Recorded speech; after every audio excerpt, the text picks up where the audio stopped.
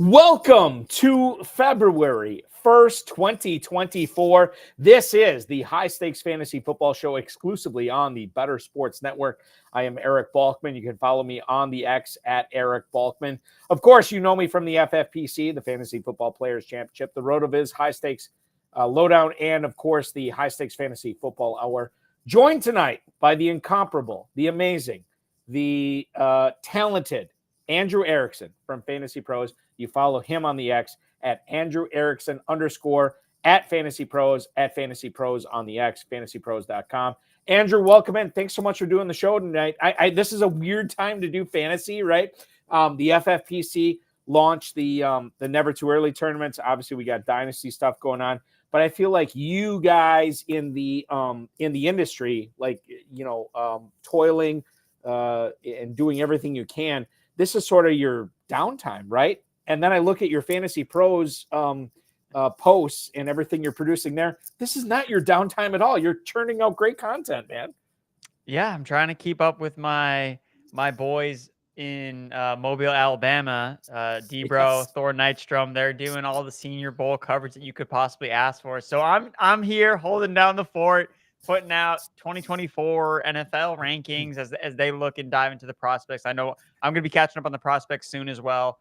But no, I mean, the grind really doesn't stop with the fact that you can draft teams for next year, and we still have one more game left to go in Yes. the 2023 season is kind of bonkers. So I am resisting to just dive into drafts just yet. You know, if I was doing a draft, my fiance asked me, "Hey, what are you doing?" I'm like, "Oh, I'm drafting a fantasy football team." She's like, "Wait, isn't it February?" It's like, might be a bit of a stretch for me. So I'm holding off on drafting for right now, but the rankings are coming hot and heavy. Well, I think that's what's great about tonight's show. And by the way, on tonight's show, we're not only going to get into the stuff going around the NFL right now, some breaking news, actually, we'll get into in a little bit. But TJ Hawkinson's surgery, Dak Prescott, the comments that we heard from Jerry Jones, we're going to get into that, as well as Art Rooney's comments on the new Steelers offensive coordinator, that and more. Plus, we're going to find out where Andrew stands on certain players like Chuba Hubbard, Jalen Waddle, Kyle Pitts, and more.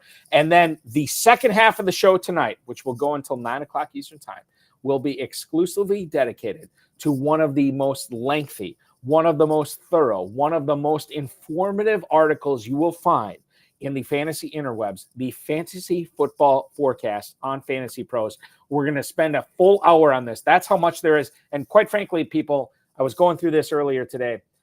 We can't get through all of it. Like, you're going to have to go to fantasypros.com and read the rest of it. We're going to get through as much of it as we can, as Andrew takes us through literally every single team that is still, that is not alive anymore in 2023. So basically, Chiefs, Niners, we probably won't get into it tonight, but literally every other team, we're going to get into that on the show tonight. It's going to be a lot of fun. Andrew Erickson from Fantasy Pros joining me tonight. Go to myffpc.com to play the Never Too Early Best Ball tournaments. These two tournaments are going all the way up until the start of the NFL draft. They conclude on April 25th. They're both going to follow best ball slim rules, no kickers, no defenses, 20 round draft, 14-week regular season, single week elimination in the playoffs from weeks 15 through 17. We crown a champion at the end of week 17. Drafts are available with a 30-second clock, a 60-second clock, 2-hour clock, and 6-hour clock. Take your shot at either a $25,000 or a $10,000 prize. And if you're worried, like, oh, well, Balky, I don't want to do that because somebody's going to chime in, somebody's going to draft a team in August or September, and they're going to trump me. No. The registration cuts off in late April.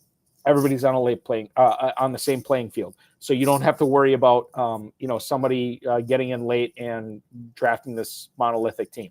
That's not going to happen. myffpc.com is where to go. Tyler Soto is our producer, the man behind the glass tonight. We thank him for all of his work. And Andrew, let's kick things off in Minnesota, the Midwestern part of the country. TJ Hawkinson, this past Monday, goes under the knife to get surgery on his torn ACL. This, according to Adam Schefter from ESPN. Now, the aspect I want to bring up, I've been looking at this from the FFPC side of things in the Never Too Early Best Ball tournament, and I feel like TJ Hawkinson's status and his production in 2024 is going to be I think it's being overrated right now based on how people are drafting this guy.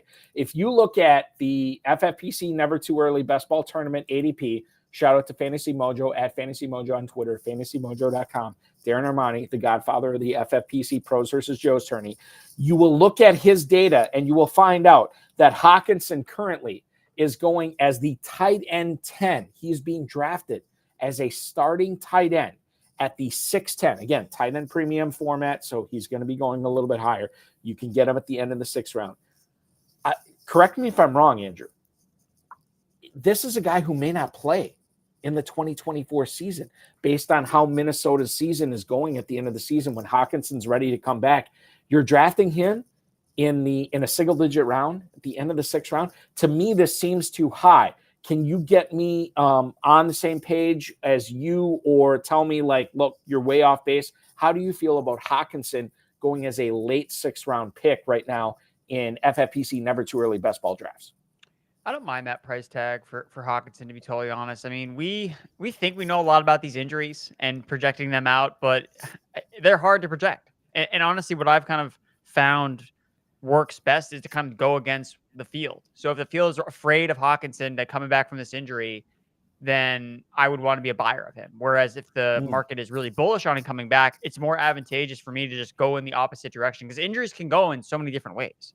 Like Javonte Williams, Breece Hall, like these injuries for guys coming off of season-long injuries can be so complex, and how they return is totally up in the air. But what I do know is, like, when Hawkinson comes back, he's going to be a guy that produces later on during the season, not necessarily the beginning of the season. So you already know when you're building your roster how to build it in a way where, okay, I need to make sure that I am replacing that tight end early production in some way, shape, or form. And what position is the best to wait on is tight end.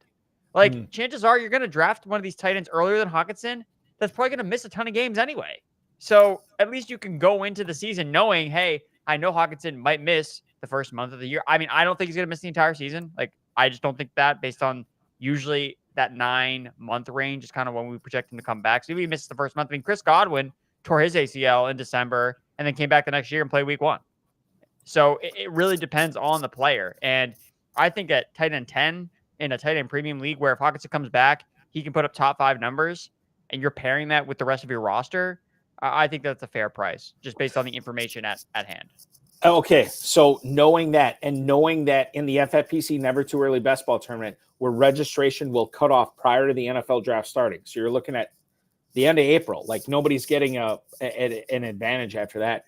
You're looking at Hawkinson going off as the tight end 10.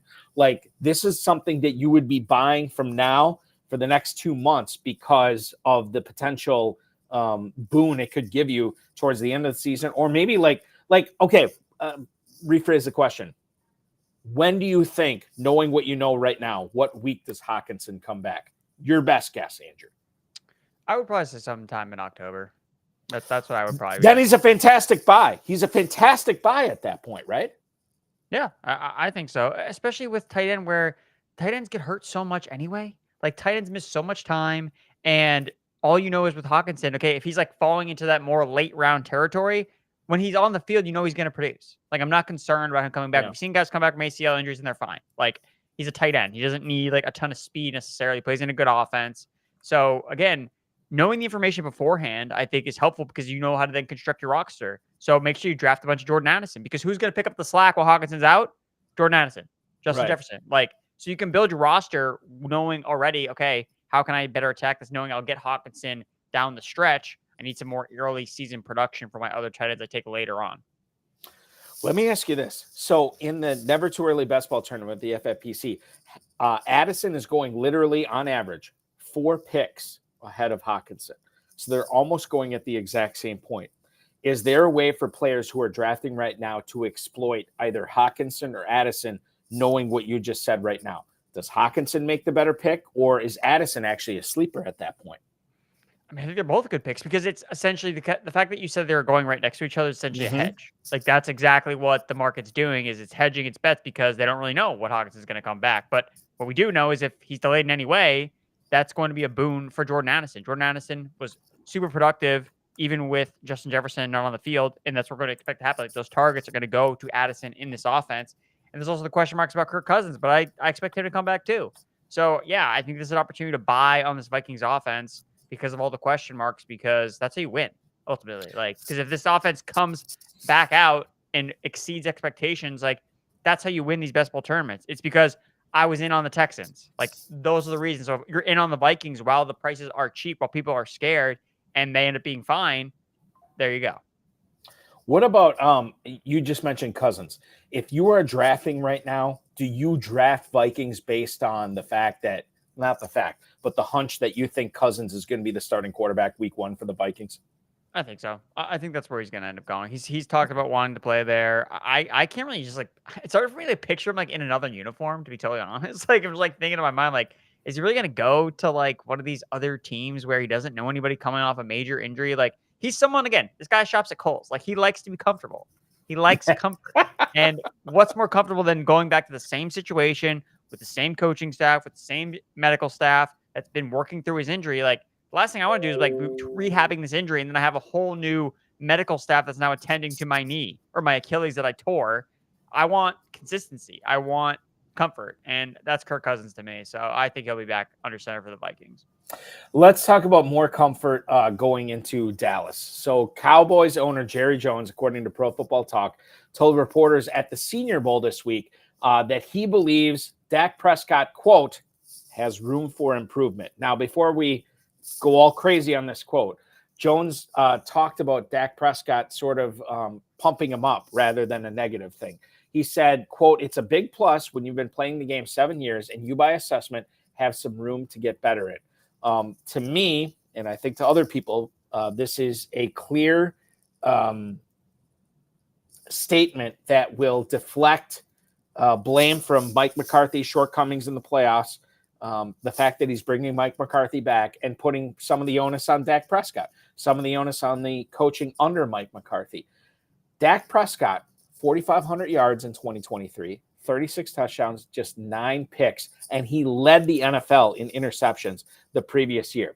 If you look at the Never Too Early Best Ball Tournament right now, Dak Prescott, Andrew Erickson, quarterback 7 at the 704. He is going behind Stroud. He's going behind Richardson. We'll get to Richardson more later on in the program. Obviously, going behind Mahomes, Jalen Hurts, Lamar Jackson, Josh Allen, and so on and so on. Prescott, if you look at him in this tournament, going at the early to mid 7th round, does he represent a buy for you at this standpoint? And I think we can throw in the fact that the running game is unknown, and the fact that they got blitzed by the Packers in the first round of the playoffs here. I wonder if Prescott is a good buy for fantasy owners in 2024 at this point. Well, I mean, he was definitely a good buy last year based on his ending finish. Like, he was someone that was going constantly like outside the top 12 quarterbacks and obviously put together an impressive season. But I think that Jerry Jones is talking about how inconsistent Dak Prescott is at times. And it's not even just like from a year-to-year basis. I mean, we were talking about Dak. Like, the reason he was going so late last year is because he was QB 18 in 2022. Like, he was really bad. Again, the interceptions, yeah, that was a problem, but the touchdowns were not there. And we got to realize, look, if Tony Pollard scores like even like 6 or 7 of the touchdowns he should have scored, like, that hurts Dak Prescott. Like, the reason Dak so many touchdowns is because Tony Pollard could never find the end zone. So that naturally boosted up Dak, boosted up Jake Ferguson, boosted up CeeDee Lamb. That's why this team led the NFL in red zone passing attempts. Jake Ferguson, first in tight end red zone attempt, or red zone targets. CeeDee Lamb, first in red zone targets among wide receivers. Like, this team was always in the red zone, and they're always throwing the ball because they could never run it. So for me, I think that this is getting Dak more around his ceiling. And for me, quarterback is always about looking for the best price. And it's interesting because one of the names I don't think you mentioned that's going before Dak Prescott that I have ranked ahead of Dak Prescott confidently is Joe Burrow. So that's the player that I would rather buy on coming off a year. Like, we were talking before we hopped on the show, be like, hey, Andrew, how did your teams do this year? Well, I drafted a lot of Bengals. And so, yeah, my seasons didn't really work out that well. But for me, it's like, I don't think my process was wrong. I mean, Joe Burrow got hurt. And that's what happens when your quarterback gets hurt. The entire season flames out. But why would I not go right back to Joe Burrow now that he's just significantly cheaper? Like, what's changed? Maybe he loses T. Higgins. Maybe it's not. But, I mean, it's Zach Taylor's still there. Jamar Chase is still there. Joe Burrow is still the quarterback. Like, he's the engine that drives this offense. So I'm going to buy Joe Burrow because one of the things that I learned about with quarterbacks in terms of projecting guys that bust the next year is you want to fade the guys with the super high touchdown passing efficiency. Like, those things are hard to replicate year over year.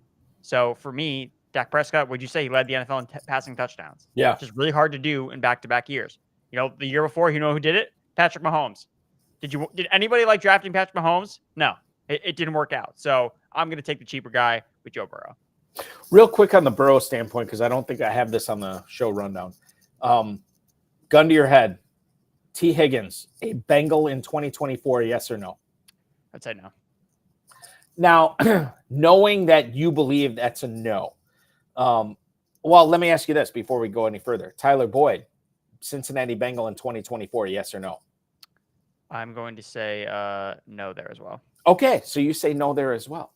So the fact that Burrow is losing his number 2 and number 3 targets this year, you're still a believer in him. We'll get into Mixon later on. Don't talk about it now because we want to give the viewers something to whet their appetites for. But your thoughts on why you are still a believer in Burrow when he's going to have Chase and then some unknowns after that? Well, I mean, who did Dak have this year that was good besides Lamb? He had a tight end. Ferguson. That would be it. But it was a tight end. So it's like, can we get tight end production? I mean, is Jake Ferguson the reason why Dak Prescott was good? No. Like, Dak Prescott was fueling Jake Ferguson. So whether they sign somebody, again, there are free agents they can get. I mean, hell, they could bring Gabe Davis in for the Bengals, get a cheap discount for Joe Burrow, just chuck it deep to Gabe Davis for touchdowns. Like, so I again, Joe Burrow is the straw that stirs the drink there in the Bengals offense. And I think that he's going to get it done. Fair enough. Can't disagree with any of that. That said, Andrew, and let me ask you this, and we can, anybody who's interested, you can check out your wide receiver tiers, wide receiver rankings column at fantasypros.com. That said, knowing what you have just said about the Cowboys, comparing it to the Bengals situation, what receiver would you take in drafts over Jamar Chase in 2024? No receivers. Chase is your number 1 receiver. Yes, he's your number one receiver. He was number 1 last year, and then his quarterback got hurt, and then that's why he did bad. But no one was, oh my God, you have Jamar Chase as your number 1 receiver. Like, what's wrong with you? It's like, no, like, it was all there for the taking, and his quarterback got hurt. That's what happened. So I'm just going right back to it, especially if we look at, if Higgins is gone, where are the targets going to go? They're going to go to Jamar Chase. And despite Jamar Chase playing underperforming last year, you know what he still did? Still saw a ton of red zone targets. You know what the easiest way to find the most common thing you ever find in the number 1 wide receiver every single year is they always lead the NFL in red zone targets every single time. And Jamar Chase has had a insane red zone targets per game the last 2 seasons. Like, who's going to take red zone targets away from him? Again, what if Mixon's gone? They're not going to be scoring rushing touchdowns. Chase Brown? No, it's going to be Jamar Chase. It's the Jamar Chase show. So, yeah, I'm going to take Jamar Chase. I'm going to take the guy that I think is going to lead the NFL red zone targets this next year, not draft the guy, Lamb, who led it last year. I'm not living it. I'm not a prisoner of the moment, Eric. I'm looking ahead to future. Right. And I think that's important, too, because we are, for anybody who's drafting in the FFPC Never Too Early Best Ball Tournament, you're going to have, essentially a little bit less than 3 months here. You don't have to necessarily go with the guy who crushed it in 2023. You have to go with the guy who's going to crush it in 2024. According to Andrew Erickson, a guy much smarter than me, is saying Jamar Chase, and I can't disagree with him. Now, let me ask you this, Andrew. The viewers want to know, where are you located doing all your Fantasy Pros work? Right outside of Boston. Outside of Boston, which makes you a what fan? I am a Patriots fan. You're a Patriots fan. If there's one team in the NFL that you dislike more than any other, what team is it? It's probably the Jets. It's the Jets. Now, I don't know if you're playing into this or not, but you're doing a great job if you are. A bombshell report from Diana Rossini. And I can't remember the other reporter. My apologies, but go check it out, theathletic.com. The Jets, it was a situation of, and by the way, I can't remember if I told you this. I'm like 2 Jordan Love Hail Mary throws southwest of Lambeau Field. So I am a Packers guy. reading this, and I was listening to a local radio guy today who is based out of Milwaukee. He said reading this Rossini report on The Athletic was like Rodgers haters porn. Like that's how sexy it was reading this. And I got to tell you, there's a lot of stuff in here in this report that surprised me. There was a lot of stuff that didn't surprise me. But according to The Athletic, the Jets are going to keep Nathaniel Hackett as OC in 2024, but they are, quote, seeking a more collaborative play calling process, which to me reads, Robert Saleh does not necessarily fully believe in Nathaniel Hackett. Now, he did not adapt the Jets offense enough. And maybe I don't want to put it all on Hackett because maybe Zach Wilson just stinks. And maybe the offensive line just stinks. Like there's never just one thing, as Matt LaFleur says all the time. It's never just one thing. And it probably may not be just one thing with the Jets. But Hackett, who's like best buddies with Aaron Rodgers, his handpicked offensive coordinator for New York, is going to be coming back to the Jets. And according to this report, he was criticized for his stewardship of the offense, and multiple coaches and players describing him as lacking in attention to detail. Garrett Wilson, a guy who is going, and we'll talk about this in a second, Garrett Wilson, who is going as the wide receiver 8 at the 203 in the Never Too Early Best Ball Tournament with the FFPC, said, quote, we've got to make adjustments in the game. We've got to do things to counter what we're getting. The Jets in 2023 last in the NFL in third down conversions, last in the NFL in red zone offense, last in the NFL in total offensive EPA, 31st in total yards, 30th in offensive points per game, 30th in passing yards. They scored 18 offensive touchdowns in 17 games. All this to me, don't talk about Breece Hall yet, Andrew. We're going to get into that later. All this to me suggests don't draft Jets. They're awful. Stay away. Stay away. But Rodgers coming back. He's had a good relationship with Hackett. They're trying to stay the course in New York. Let's talk about this strictly from a Garrett Wilson standpoint here. Garrett Wilson, 203, wide receiver 8. Are you on board or are you off board with this player, knowing Rodgers should be the quarterback in New York next year? I think it's a little pricey, but I mean, I have him wide receiver 10 in my rankings, and he's in an area where there's a couple guys with some other question marks. But I mean, there's no doubt with his talent, the usage that he got last year. I mean, you check any type of air yards, target share, weighted opportunity, like he's number one in like almost every category. But there's just no production to follow. Like basically, he did everything except score fantasy points for you because of, again, how bad the offense was. And you know, he had 3 touchdowns, I think, out of the 18 that the Jets scored altogether. So it's him.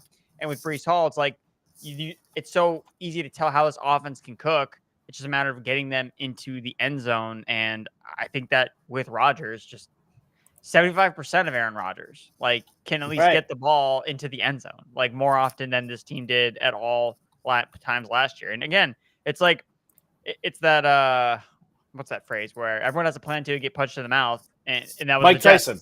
That was the Jets basically after Aaron Rodgers tore his Achilles. Like they got punched in the mouth and they're like, well, now we don't have a plan anymore. Like that was their plan. It's like Rodgers is going to run the offense and Hackett will just kind of be his guy. And the minute that he went down, it's like, well, we're screwed. Like unlike all the other teams, like the Vikings, for example, like they just kept trying different things with different quarterbacks and things worked until they didn't. And they did something else. They pivoted. At least they had a plan, it seemed like, to try to adjust on the fly, where the Jets were like, I guess we'll play this quarterback this week and see what happens. Like, so I think that is stock up for those guys. I would draft Garrett Wilson as a wide receiver 8. I loved him coming out of Ohio State, and I think that he's still scratching the surface on what he can do. I think that he has a Justin Jefferson-esque skill level, just a matter of putting him with the right quarterback for him to really be unlocked. And it's a shame that we just didn't get to see it all with Rodgers last year, but I think Rodgers has a lot to improve. I don't know how well he's going to do for a fantasy perspective just because he doesn't run anymore.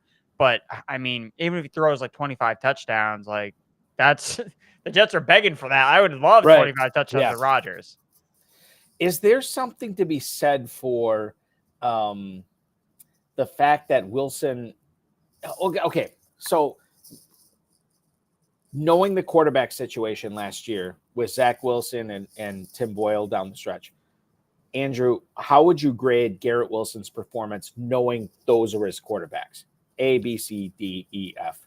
I would probably A, give B, C, him D, F. I would probably give him a B. Okay. One thing I did notice that I thought was kind of interesting when I was looking at, one of the things I look at receivers specifically is yards after the catch, because that's agnostic of the quarterback play. So it's like, all right, we're taking the quarterback out of it. And he was someone that graded pretty well out of Ohio State as Yak. His rookie year, he's good after the catch. But this past year, he wasn't really that good after the catch. So to me, it's like, I mean, maybe the guy just wasn't busting his ass as much because he's like, dude, like, we're getting killed. Like, what's the point of me trying to break all these tackles to rip off a big play? Like, what's the point? So I get that. So that's why I give him a B. But at the same time, like, I mean, you just look at the targets versus the receptions numbers. He had over 160 targets. He didn't get 100 catches. Like, he was the only player that saw that many targets that didn't get to 100 catches because of just air balls and, balls that are not in his stratosphere for him to catch. So that's going to be frustrating, especially for a young player. Like, I'm not saying he's immature, but like, he's someone that's going to mature. There's no one else in that locker room. I mean, Randall Cobb, like, who is he leaning on for guidance as a second-year player that's supposed to be, oh, now you're a leader in this locker room? It's like, leader of what?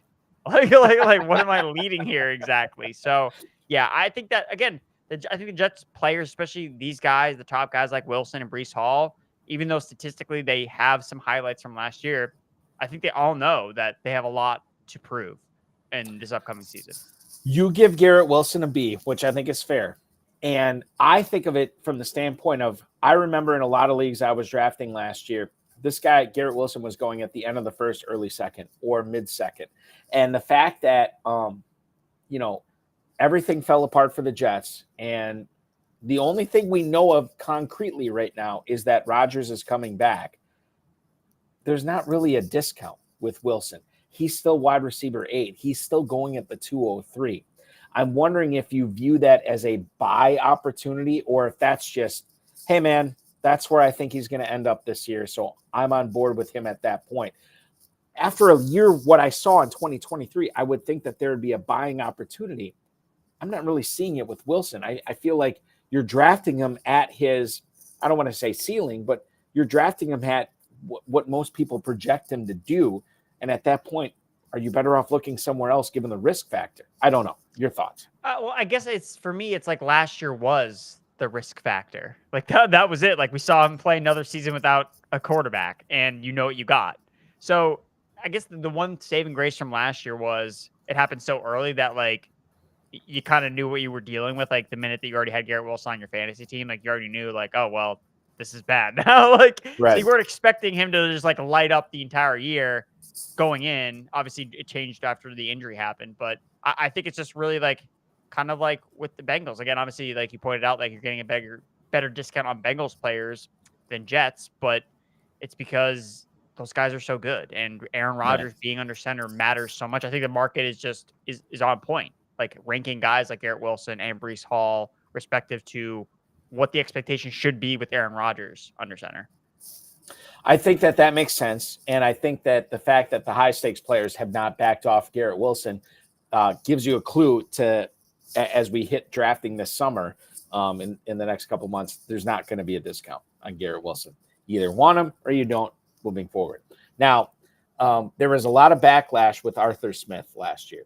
He has Drake London, he has Kyle Pitts, he has Bijan Robinson, and I don't think anybody was thrilled to own any of those guys in 2023. Smith gets fired in Atlanta, and he doesn't collect his unemployment checks for very long, because now he is hired as the Steelers offensive coordinator for 2024.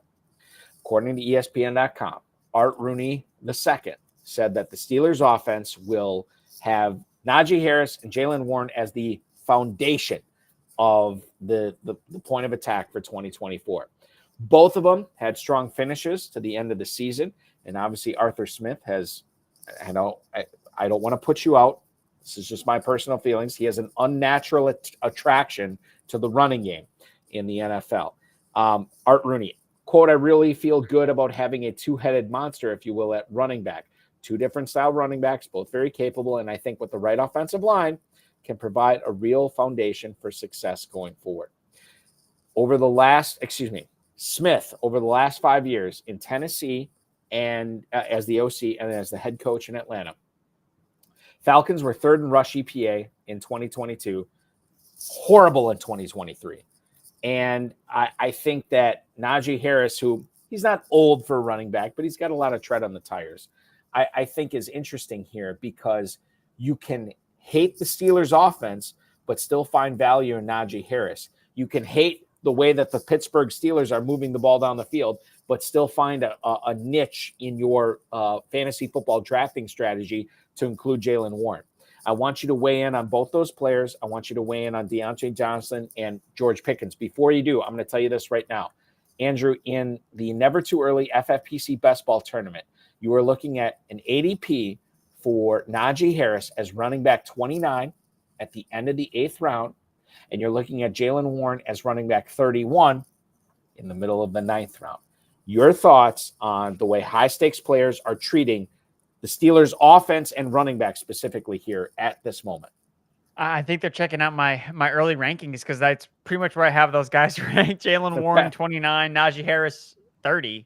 So I actually have Warren ahead of Najee Harris. And in some formats last year, Jaylen Warren outscored Najee Harris straight up. So I think that the running game is going to be, like you said, it's going to be at the forefront. So I think that these guys are probably both worth drafting at their price tag, especially with the way Najee produces. Like for him, it's always a tale of two halves where he starts out the season horrible and everyone's like, why'd I draft this guy? And then they're like, oh, let's run the ball in the second half of the season. And then he finally scores touchdowns.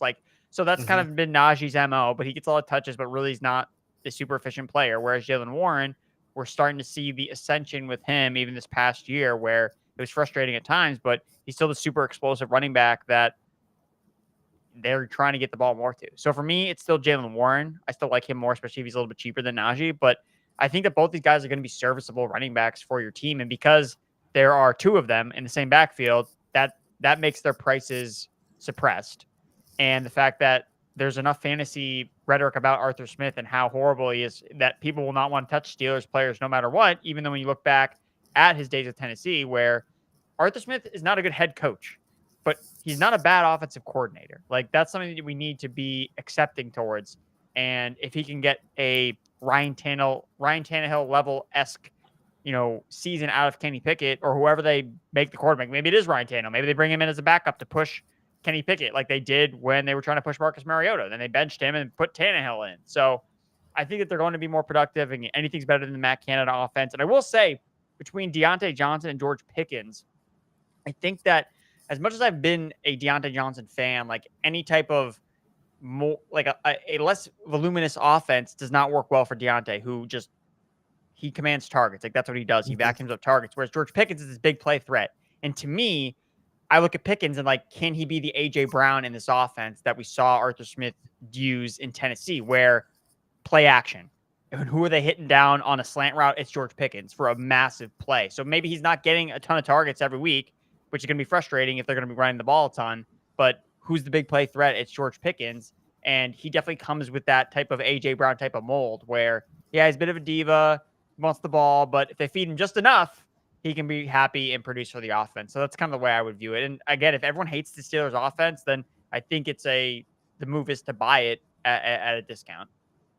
Let me ask you this, with what you just said with Pickens and Johnson. I can tell you right now in the FFPC Never Too Early Best Ball Tournament, George Pickens, 609, Deontay Johnson, 812. So obviously you like Pickens better.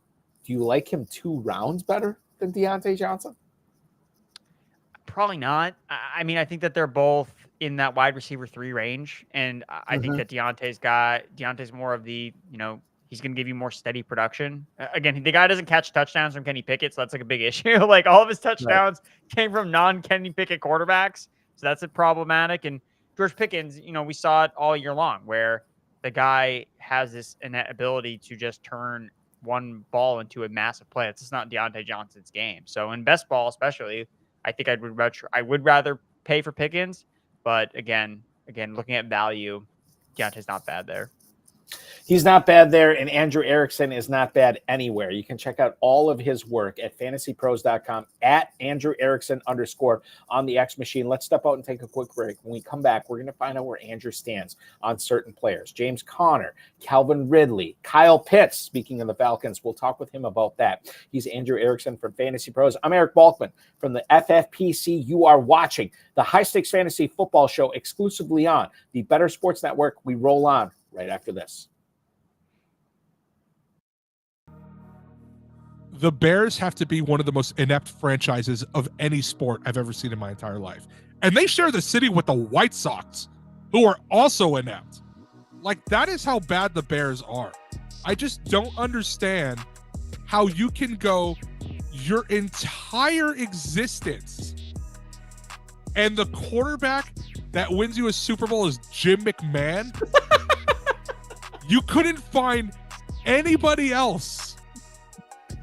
They don't have a good history with quarterbacks, but they let him be the quarterback for a long time, too. Deshaun Watson and Patrick Mahomes right there. Mm-hmm. And you drafted Mitch Trubisky. They were right there. I there's a lot of pain in being a Falcons fan. The Bears are one of the teams I could argue they might have it worse, and they have a Super Bowl.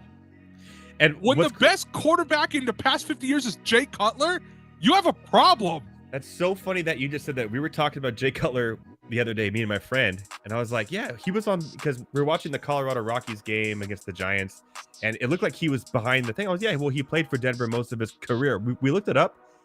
Chicago let him be their starting quarterback way too long. Here's the thing, too, is that Jay Cutler wasn't bad. Like, he was erratic. He wasn't terrible, though. The poor man's Brett Favre. I'm taking him over Justin Fields. I'm sorry. I would. But yeah. Jay Cutler led that team to an NFC title game. Yeah. That they lost to Green Bay. But he's gotten farther than anybody else. You want to know who the other starting quarterback was for the Bears in the other Super Bowl appearance they made? It was Rex Grossman. What are we doing out here? It was Rex Grossman, and Kyle Orton was the backup. How are you that bad? Bro, like, oh my God. Listen to the top 5. According to Football Reference, the top 5 greatest Bears quarterbacks of all time. Jay Cutler, number 1. I can't believe it. Sid Luckman, who last played in 1950, is number 2. Jim Harbaugh is number 3. Jim McMahon, the Super Bowl winner, is number 4, and he played there for 6 years. And Mitch Trubisky, is number 5 on the list as terms of passing yards go. The High Stakes Fantasy Football Show rolls on here. 23 minutes until the top of the hour, exclusively on the Better Sports Network. I'm Eric Balkman from the RotoViz High Stakes Slowdown, the High Stakes Fantasy Football Hour, and, of course, the Fantasy Football Players Championship at myffpc.com. I am joined by Andrew Erickson at Andrew Erickson _ on the X machine. Andrew Erickson, who writes for fantasypros.com, at Fantasy Pros on the X. I don't know exactly how I want to start this segment. I'm going to do it with a coaching change that would happen. Jeremy Fowler has reported that the Carolina Panthers are going to hire Tampa Bay Buccaneers wide receivers coach Brad Idzik as their new offensive coordinator. I believe he's had some experience working with some young wide receivers in Seattle, Tyler Lockett, DK Metcalf. Very young guy, but quite frankly, so is Dave Canales. As he joins the Panthers here, there is an influx of youth on the coaching staff for the Carolina Panthers. Andrew, is that enough for you to say, hey, I'm kind of excited for Jonathan Mingo. I'm kind of excited for Bryce Young, Adam Thielen. What are your vibes like with the Panthers after these coaching hires over the last week? Well, I love the movement towards youth. You know, looking at some of these teams that entered last year with question marks, the Packers, the Texans, what do they have on their side was youth. And youth is where you obviously bring question marks, but you also bring upside. And the Panthers, I think, attacked the offseason last year the wrong way. Retread head coach, old wide receivers. And what do you know? It didn't work out. Like, so for me, it's like we need to get back to youth, building around guys that Bryce Young can then grow with. Not, okay, now that we're going to win now. I think they thought that they were in a better position to win games after how they finished the season in 2022, thinking that they could just throw Bryce Young in and then win games, but that was not the case. So I am optimistic that they can be much better next year. I think that the Bryce Young season is a lot like the Trevor Lawrence season, where it's just like, you got to throw this rookie year out, man. Like, what was he supposed to do? Like who was going to have success there? Like, nobody. So Mingo, I'm not particularly excited about. He was a boomer bust prospect coming out of Ole Miss, and the fact that he just ran so many routes, he couldn't get targets. Like, that was the biggest issue. Like, he's getting out targeted by Adam Thielen, DJ Chark whenever he was healthy. So I think that they're going to, again, we talked about earlier in the show, T. Higgins. I could easily see him landing in Carolina.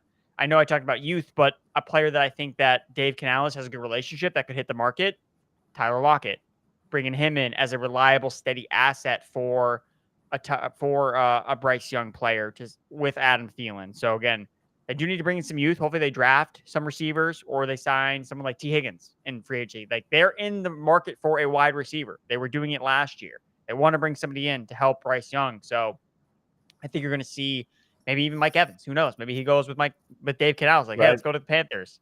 Let's tear it up. Let's keep it going. So I'm optimistic that they can get some stuff done in Carolina. I think it's nowhere but up. They can't be worse. And look, Bryce Young was the number one overall pick for a reason. Like, I truly don't believe he's as bad as he was in what he showed last year. I just don't believe that. So I think he can improve, and I think we can squeeze some more fantasy juice out of this team in 2024. I'm going to ask you about Chuba Hubbard in a little bit, but according to the Fantasy Mojo, myffpc.com, never too early best ball tournament stats go, not one Carolina Panther is going in the single-digit rounds. That's right. Every single Panther is going 10th round or later, led by none other than Chuba Hubbard at the 10:01. Thielen, a 13th round pick. Jonathan Mingo, 16th. Bryce Young, 16th. Miles Sanders, 17th. You don't have to like the Panthers' collection of talent right now, but what you have to like is the value that you're getting on these players, and I think there's some value there, as Andrew just pointed out. Andrew, it's not often that we get breaking news on this program. It's Thursday night. There's not a ton going on. But I can tell you this. Adam Schefter just tweeted that the Las Vegas Raiders are expected to hire former Arizona Cardinals head coach Cliff Kingsbury as their new offensive coordinator. This is per his sources. Now, Kingsbury, who apparently Mark Davis flew to Southeast Asia to get this guy back in. I don't know. I can't comment on that. But he's going to be, let's assume he is the offensive coordinator going forward. I think this is good news for the Raiders. I think it's good news for the skill position guys. I don't know what they're going to do with quarterback. I know there's whispers they could get Russell Wilson. They could get another quarterback there. But Devontae Adams, Jacoby Myers, Michael Mayer, Zamir White, I don't know. Your thoughts initially as you are hit with this in the face at this point, your thoughts on Cliff Kingsbury becoming the new OC in Las Vegas? Well, I got to say, I got to take the low-hanging fruit. We got the Air Raiders because we got the Air Raid coach coming in for the Air Raiders. So that's what they're going to be known as heading into this year, the Air Raiders. We know they're going to run a lot of plays. That's good for PPR formats. So again, Cliff Kingsbury, he came into this season, or when he was the head coach of the Cardinals, he really tried to implement his scheme onto players that probably didn't fit. So it'll be interesting to kind of see, based on the talent in Las Vegas, which I think is pretty strong. Like you talked about, you mentioned some of those guys, like good receivers, intriguing tight end entering his second season. So it's going to be, has Cliff Kingsbury kind of learned from what the mistakes were in Arizona? Like always running 4 wide receiver sets when it's like, dude, you don't have 4 good wide receivers to put on the field. Like, why are we continuing to do this? It doesn't make any sense. Yeah. So I'm very interested to kind of see what the rhetoric is about him talking about the offense and seeing if he comes out as like, yeah, no, I've learned a lot, in my time away from the game. And I think that's what he has to adapt to, is really looking at like who look at the current personnel. How can I get the most? Because I think that's what the best offensive coordinators do. Get the best out of the personnel they have. Like Ben Johnson, I think does a great job of that in Detroit. Like he's not trying to fit a round peg in a square hole. Like that's not what he's doing. He's getting the best out of the players he already has on his offense. So again, I think from a pace of play, it's probably a good thing. I know that the up tempo is something that he's always done. And I think that'll probably continue to be a thing for the Raiders. So I think that's good. But yeah, I mean, based on, the other hires I could have brought in probably could have been worse. And I think ultimately the fact they brought Pierce back as the head coach is ultimately the best thing that could have happened for this team. That's what they're excited about. And I think Cliff Kingsbury is probably a fine offensive coordinator to bring in.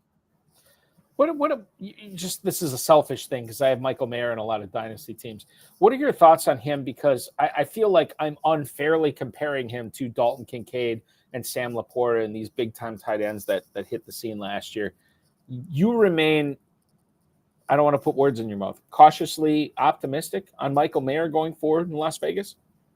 I mean, I think so. I mean, I think he just got a raw deal. Like, look, let's be honest here. If he had switched spaces with Sam Laporta, do you really think Sam Laporta would have broken all these rookie records with the Raiders? No. Like, that's what I mean. It was so situation based. Like, Michael Mayer just got the worst team. Like, in the worst situation. Like, sorry, I got to compete for targets with Devontae Adams and Jacoby Myers. Right. Like, he got a raw deal. Like, he didn't have a chance. And he had, Aiden O'Connell as his quarterback. How the thing with rookie tight ends is most rookie tight ends get drafted to bad teams with bad quarterbacks, and that's why rookie tight ends were bad. But what do you know? When rookie tight end has Josh Allen and Jared Goff as their quarterbacks, they perform well. So, yeah, I would hold a light on for Michael Mayer, especially because he's going to be a late-round tight end, essentially, that you can get much later. But I think the talent is still there. He's a good player. He's going to have a full-time role. Austin Hooper's gone in free agency. So, yeah, I think that he could make some noise potentially in this offense. And, yeah, I would be all over taking Michael Mayer in later rounds. What about if you had to make a call February 1st, 2024, who is the starting quarterback for the Las Vegas Raiders week 1 of the 2024 NFL season? Is it Aiden O'Connell? Is it someone else? How do you see this, Andrew? And by the way, saying you have no blanking idea is a fair answer. I mean, I think it's going to probably be Aiden O'Connell. I think that he showed enough ups and downs. I mean, remember when they fired Josh McDaniels last year, they fired the entire offensive coaching staff. Like that's all Josh McDaniels did was offense. Right. And then they fired him and took away all the offensive pieces. It's like, of course, the Raiders offense was going to go through a ton of ups and downs as they're changing the offense on the fly with a rookie quarterback. So I think O'Connell, again, had a lot of really bad games, but I mean, we all saw that one game, the Thursday night game against the Chargers. He was perfect in that game. He was perfect. Yes, he was. Clearly, he has some upside, especially with all these weapons. And they've talked about, we're going to bring in competition for Aiden O'Connell. I think that's totally fine. And it's like, if he wins out the job, it's like, why can't this guy be a Brock Purdy-esque type of quarterback? Like, you see quarterbacks get drafted in day 3 that end up being guys that can produce because they're distributors. And that's what he showed last year at times. That I can get the ball to our playmakers, which the Raiders have a ton of. More on Devontae Adams to come later on in the program. Before we get to that, you just touched on Ben Johnson. We can touch on this real quick. I know, God, we're running out of time again. I hate this, but I love it. Tom Pelissero from the NFL Network has reported that Ben Johnson is going to stand pat as the OC for the Detroit Lions going forward. He's not going to be the head coach of the Commanders, which is Dan Quinn. He is not going to be the head coach of the Seahawks, which is Mike McDonald. We saw a huge breakout from a lot of players on the Lions last year. Sam Laporta, unbelievable. Jahmyr Gibbs, fantastic. David Montgomery, still relevant.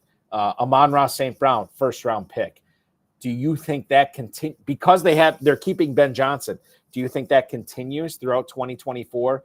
Or is drafting Lions a more nuanced approach this season?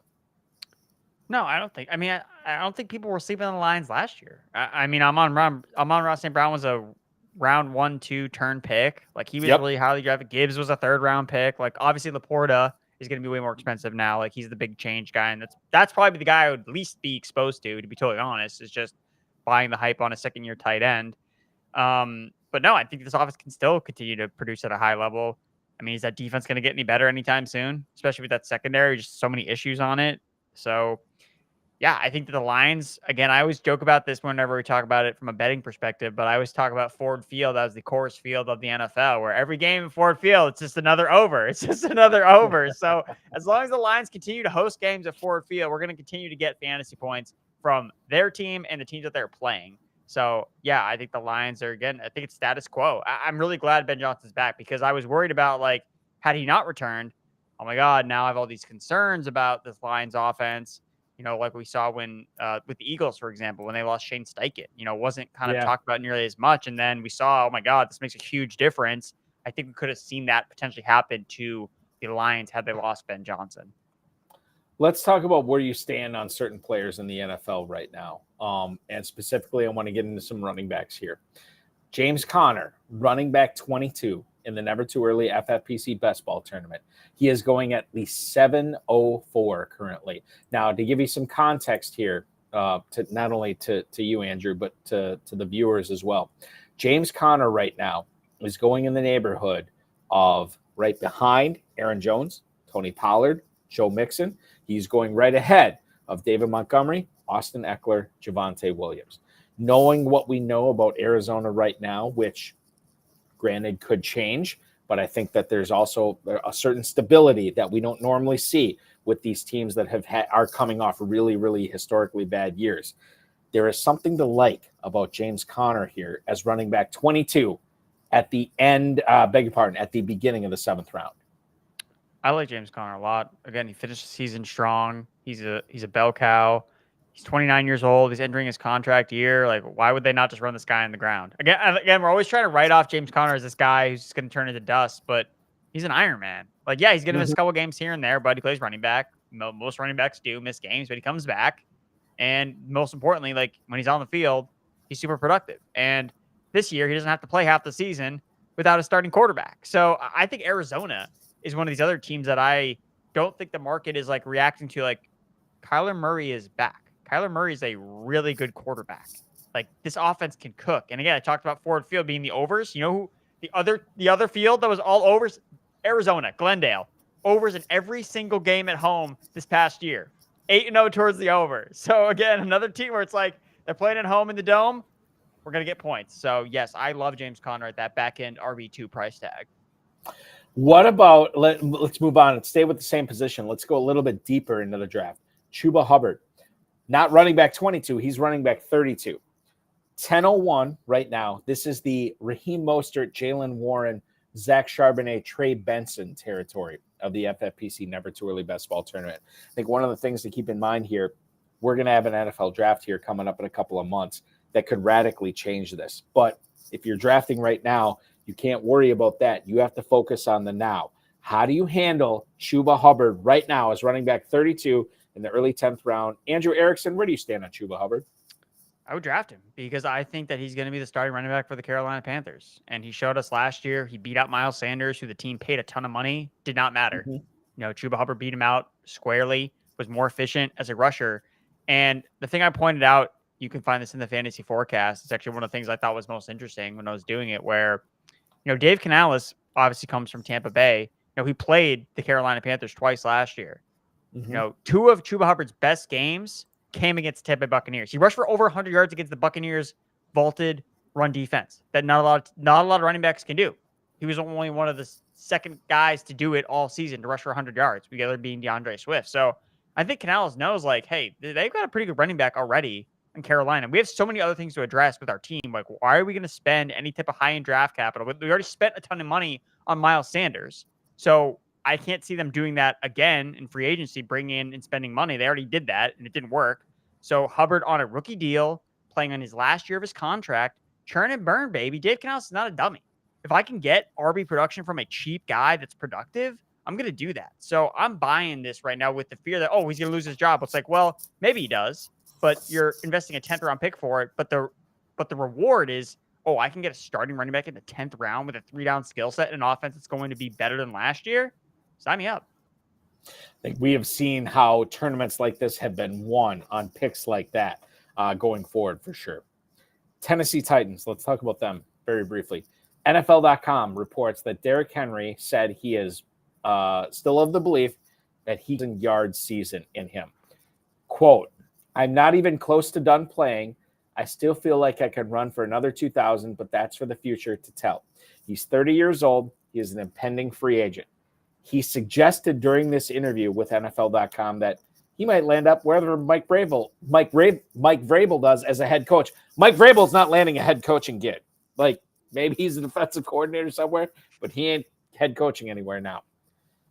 Lowest yards per carry of his career for Derrick Henry in 2023 at 4.2. He has the second fewest rushes of 10 or more yards. This is not good for Derrick Henry, which is perfect because I don't want to talk about Derrick Henry. I want to talk about Tyjae Spears. Andrew, Tyjae Spears in the Never Too Early Best Ball Tournament, running back 18 at the 607. He is going in the neighborhood of the aforementioned Derrick Henry, Ramondre Stevenson, Aaron Jones, and Tony Pollard. Is that too high for Spears, knowing that Tennessee could do something in free agency or the draft, or quite frankly, bring back Derrick Henry? I know you like Spears, but do you like him that much? I think it is risky, the fact they could bring in Derrick Henry, but I think, again, you're shooting for first place here. And Spears can be a player that, okay, if everything shakes out and he ends up being the running back for the Tennessee Titans, like RB 16 or 17, wherever he is, that's too cheap for him, to be totally honest. Like, he flashed a ton as a rookie. And again, like, he reminds me so much of Rachaad White's rookie season. Like, splits carries and touches with a veteran back, Leonard Fournette, but like, has some question marks. The team has question marks. Like, how good is the Titans offensive line? We don't really know. But like, the thing that he did was he played alongside Derrick Henry the entire season. He was out snapping Derrick Henry like every other week. So the fact that they put him on the field so much, like, management believes in Tyjae Spears, just like they believe in Will Levis. So I think that he's going to be the guy. I agree with having him ranked up there, being drafted as RB 18, because he can be this year's Rachaad White. And Rachaad White was a top 5 running back. So I think that makes a lot of sense. I think you have to look at, especially when you're considering, trying to win these leagues, trying to get in the forefront of all these teams that are drafting prior to April 25th in the Never Too Early tournament. You can get Tyjae Spears at a really discounted price. If he is this year's Rachaad White, he is a massive, massive buy at running back 18 going forward. Let's flip over to receivers. Andrew, I don't normally like to take stands on players because I feel like I'm wrong all the time. One of the players I did take a stand on this past year was Calvin Ridley. I did not believe in Calvin Ridley, not necessarily because of his talent, but because he had been away from the game for a year and a half. He's going to a new quarterback, new OC, new head coach, new offense, new team, new everything, basically. And the fact that he was going at that third, fourth round for high-stakes tournaments in the FFPC, I was like, you know what? I can't condone people taking him that high. However, this year, he has fallen in ADP to wide receiver 31. He is going in the mid-5th round. After Drake London, Amari Cooper, Malik Neighbors, he is going before Christian Kirk, Jordan Addison, and George Pickens. Where do you stand in 2024 drafts on one Calvin Ridley from the Jacksonville Jaguars? I'm drafting him because last year the expectations were out of control. Like, he couldn't have paid off. It was impossible because everyone was expecting him just like get back, dropped off, missing 3 years of football, and then go for 1,500 receiving yards. Like, right. It was like that. This is unfair to him because when you look at his actual numbers, like, he actually wasn't really that bad. Like, again, it was an up and down season, very inconsistent. But again, like, the entire Jaguars offense just totally steamed up where expectations just could not be met. They had to be perfect, and they weren't perfect. But anyone that watched the Jaguars play last year, they left so much production on the table every single week. But Calvin Ridley, again, talking about how do you find the easiest path to a wide receiver one season is touchdowns. Calvin Ridley tied CeeDee Lamb with 24 end zone targets last year. 24. Yep. If he converts just a fraction more of those, like, we're not even complaining about Calvin Ridley's season. We're like, oh my God, this guy was a monster. He caught 14 touchdowns. It was great. I think it's a case of we were just a year too early. And I don't think that that's preposterous to say because the guy was coming off so much missed time. Okay, now he's got 1 year under his belt. He's going to be 30 in December. So I'm not worried about his age. He's still 29 years old. I'm buying Calvin. I'm buying the Jags. While everyone else is chasing the Texans, steaming them up, I'm going to take the discount on the Jaguars. I think that's so important. And for anybody who is watching this, like, your ears should prick up now Let me tell you a little something about Calvin Ridley. 76 catches, over 1,000 yards, and 8 touchdowns last year. This is a player that was going, again, like I said, end of the second, early third, mid-third round. He is now going super late. Wide receiver 31. The mid-fifth round, you're going to get a 1,000-yard receiver on a team that, quite frankly, I mean, we can talk about Evan Ingram. We don't have to touch on him much, but that guy had one of the best tight end receiving seasons of all time. Of all time. And you're telling me that that's going to continue? I don't believe it. I believe he takes a step back. I believe Calvin Ridley takes a step forward. And if he takes a step forward from 76 catches, 8 touchdowns, and 1,000 yards, and you can get him in the mid-fifth round, Ridley is one of those few guys, Andrew, where I was totally off on him in 2023, and I'm totally on him in 2024. I think it can happen. I'm on board with Ridley in the mid-fifth round, for sure. Jalen Waddle, let's talk about him. With the Miami Dolphins offense this year, I think there were 5 players to talk about. And I think the one that got the least amount of conversation was Jalen Waddle. Everybody wanted to talk about Tyreek Hill, Raheem Mostert, Devon Achane, Tua Tagovailoa. Not a lot of people wanted to talk about Jalen Waddle. Jalen Waddle had one of his worst years as a pro this past year. Now, you want to talk about, okay, well, it was because of injury. It was because of, all these other players taking a step forward. It was because of game script. Okay, I get that. Like, it makes perfect sense. However, Jalen Waddle still had a third straight 1,000-yard year. He still had 72 catches. And I feel like the fact that he only had, 4 touchdowns this past year?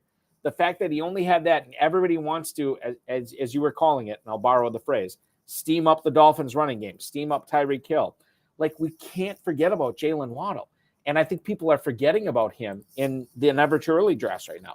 Jalen Waddle, wide receiver 23 at the 403. Andrew, I was in leagues last year where he was going off as a second or third round pick. This to me suggests a massive buying opportunity here again for Waddle, and not a lot of people are looking at it. Oh my God, that's crazy that he's going that late after.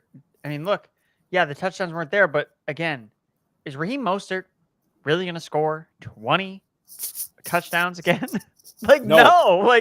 And what does that mean? It's either the Dolphins just score less touchdowns overall, or call me crazy, Jalen Waddle finds pay dirt.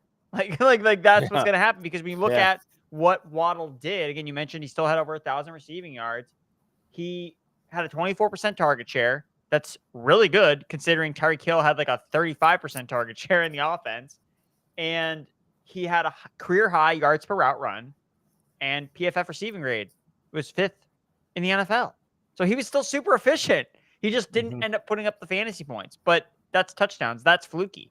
And that's the biggest thing is, like, when you find things that are just unsustainable, that's what you want to fade, and you want to fade it in the opposite direction. So if Raheem Mostert doesn't score these touchdowns, what does that mean? Okay, it probably means that the touchdown's going to go to somebody else. Tyreek Hill is another year older. Would it be really that shocking to see Jalen Waddle maybe finally take that step and usurp Tyreek Hill if he's another step slower?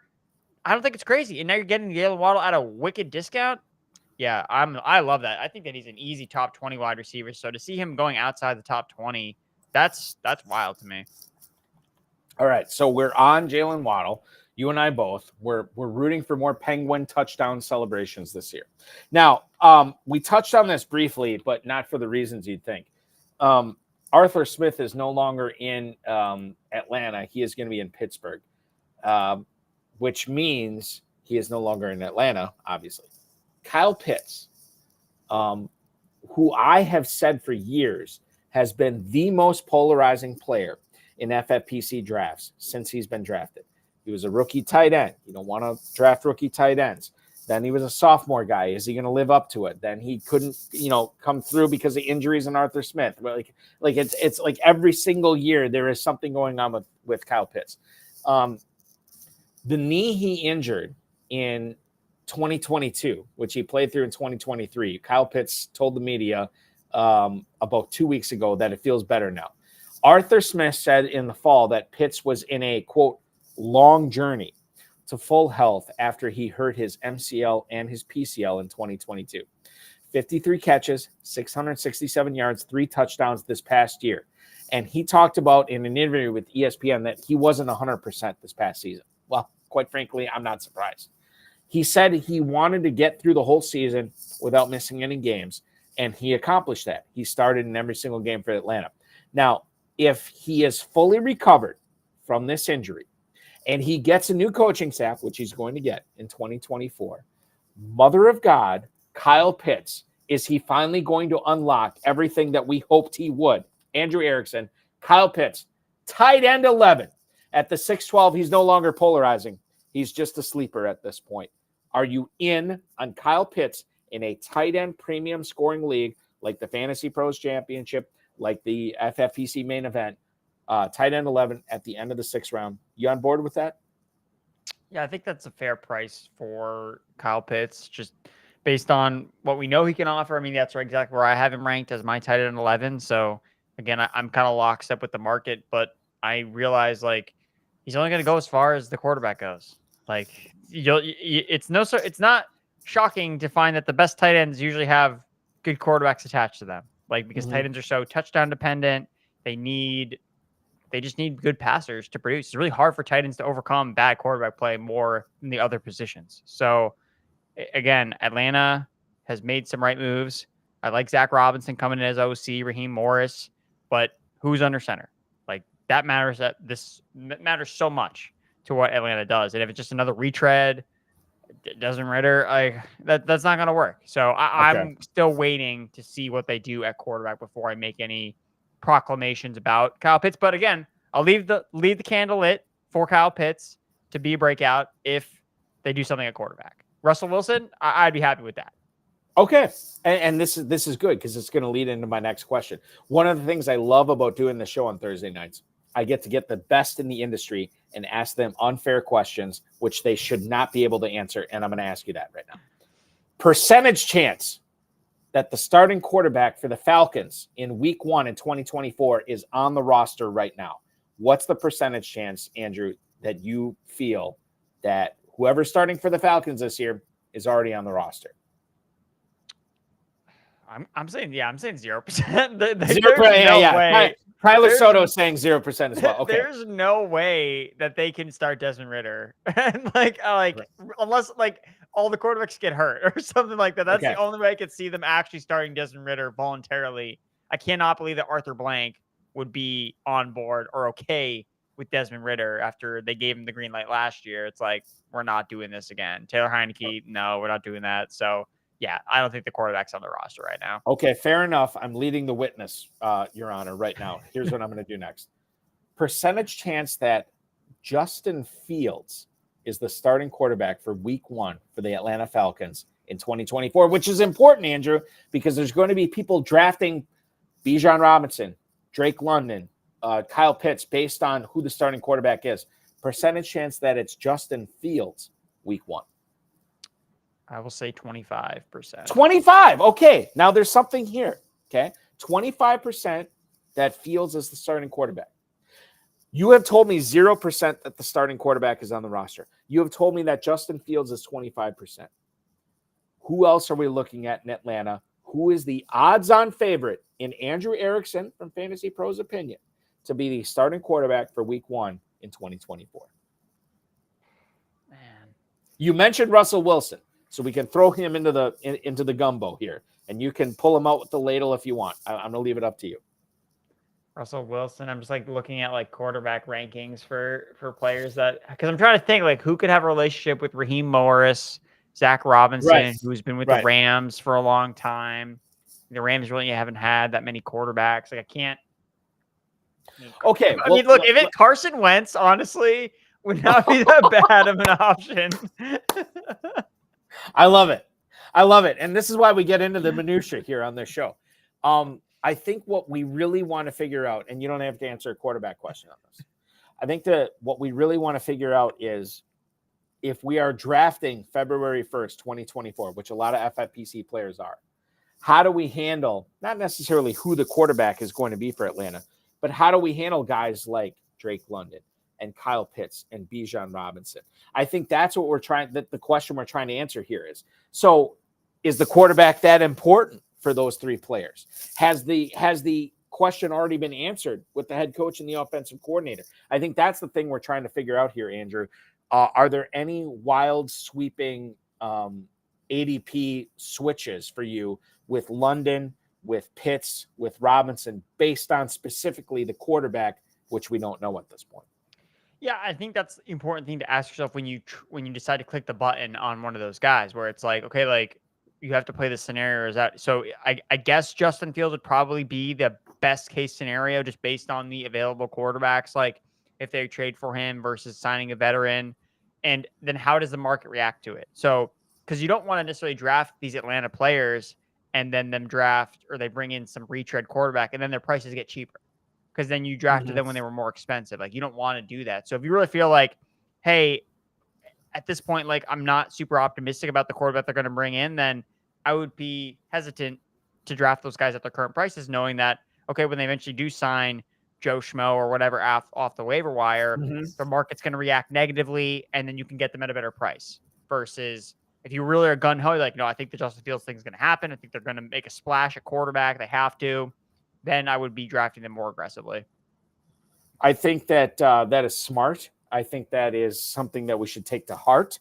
And I think that the Atlanta Falcons, until we get some sort of realization or some sort of concrete clarity on what they're going to do at the quarterback position, they are going to be one of the most fascinating teams to follow in the FFPC Never Too Early Best Ball Tournament. I wanted to get into much more with you. I don't know if we're going to be able to because we're way past time. And I want to talk Jordan Love, Anthony Richardson. Maybe I can still weave that in. Let's step out. Let's take a quick break. When we come back, Andrew Erickson from Fantasy Pros at Andrew Erickson _ is going to rejoin me, Eric Balkman from the FFPC. We are going to get through, again, just a small chunk because it is such a massive piece that Andrew has put out on fantasypros.com. The 2024 fantasy football forecast. We're going to get through the NFC, the players that I want to target. Let's talk about the Bears running backs. Let's talk about Chris Godwin. Let's talk about Darren Waller as well. That is all coming up in the second hour of the High Stakes Fantasy Football Show exclusively on the Better Sports Network. Don't go anywhere. We'll be back right after this.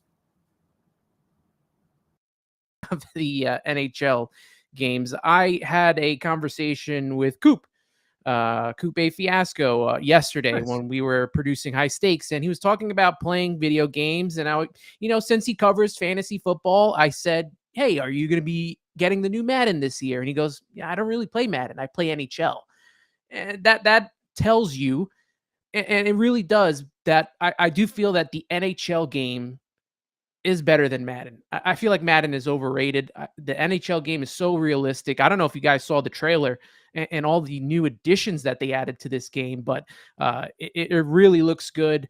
I tried finding all the games that I had of NHL, and I thought I had a lot. I only have 4 of them, and that's because I used to live with my my roommate and good friend who got me into hockey, and we would play most of it in his house. So he has most of the games, but I do got 21. There you go. I got NHL 18. We got Connor McDavid up there. NHL 12, I think, was the start of the new consoles for me, but the big one, the holy grail of NHL games, NHL 94 for the Sega Genesis, right there. Look at that! Look at that beautiful cover. Look at it. Looks like a VHS tape. That's how good this game was. No, let me stop you right there. So people, VHS tape, if you don't know. It's this like rectangular black plastic with the magnetic tape on the inside. Tape's this big. You put it in something called a VCR. For a little while, there was something called Beta. It didn't last too long. Look at this cartridge. I mean, they're not cartridges anymore. They're either discs or those little memory cards. But man, that thing is thick, right? And you don't even need a cartridge or a disc anymore. You can buy the digital version. And then you got Ron Barr on the book. I mean, he used to be always in the intro telling you about the team and what was going to be happening in the game. So NHL 94 is by far my favorite game, sports game. I love that game. 13 minutes pardon me, 14 minutes past the top of the hour here on the High Stakes Fantasy Football Show, exclusively on the Better Sports Network. It is Fantasy Football Night in America. I am Eric Balkman from the Fantasy Football Players Championship, the FFPC, myffpc.com, the RotoViz High Stakes Lowdown, and of course the High Stakes Fantasy Football Hour, youtube.com/FFPC Fantasy. I want to get into our thoughts on not our thoughts, but our guest thoughts tonight. Our guest co-host Andrew Erickson at Andrew Erickson _, on fantasypros.com, at fantasypros on the X machine. My God, we got a lot through tonight. Are you playing? Listen, I know all your cohorts, like Derek Brown has co-hosted this show before. Thor Nystrom has co-hosted this show before. They're all at the Senior Bowl. So you basically are the janitor for Fantasy Pros right now, right, Andrew? Like, they're all out living the life. I saw the photo from Thor. They're pounding out 6 a.m. Waffle House breakfast before they're grinding out 12-hour days at the Senior Bowl right now. How much Dynasty stuff do you get into? Yeah, so I am playing catch up on the Dynasty stuff, but I do have rookie rankings that'll be coming out shortly, do Dynasty rankings. The thing that I focus on, obviously, still working on kind of previewing NFL free agency. So again, those guys are great at what they do when it comes to, obviously, Thor is the college football. He lives and breathes college football. He does two things: breathes and watches college football. and D-Bro, again, is obviously film grinder. That's one of his best talents. So they're being best used down at the Senior Bowl, where I'm holding down the fort here, picking up the scraps with NFL stuff that's kind of trickling in left and right, updating rankings. So I'm cool with it because, my time to shine will come. So no worries. Yeah, well, yeah, like, you do great work for sure. And I do remind everybody, if you're looking for Dynasty information and you want to play Dynasty, we love fantasy football. You're watching this. You love fantasy football. Why not play it 365 days a year? Go to myffpc.com, myffpc.com. Pick up some Dynasty orphan teams. Numerous squads have already had their 2024 entry fees lowered. We have 500, 750, 1,250 teams. Some of them discounted as low as $1. You could play in a $1,250 entry fee for $1 this season. Check that out, myffpc.com, myffpc.com. One of the riddles, the ciphers, what's the line from Seinfeld?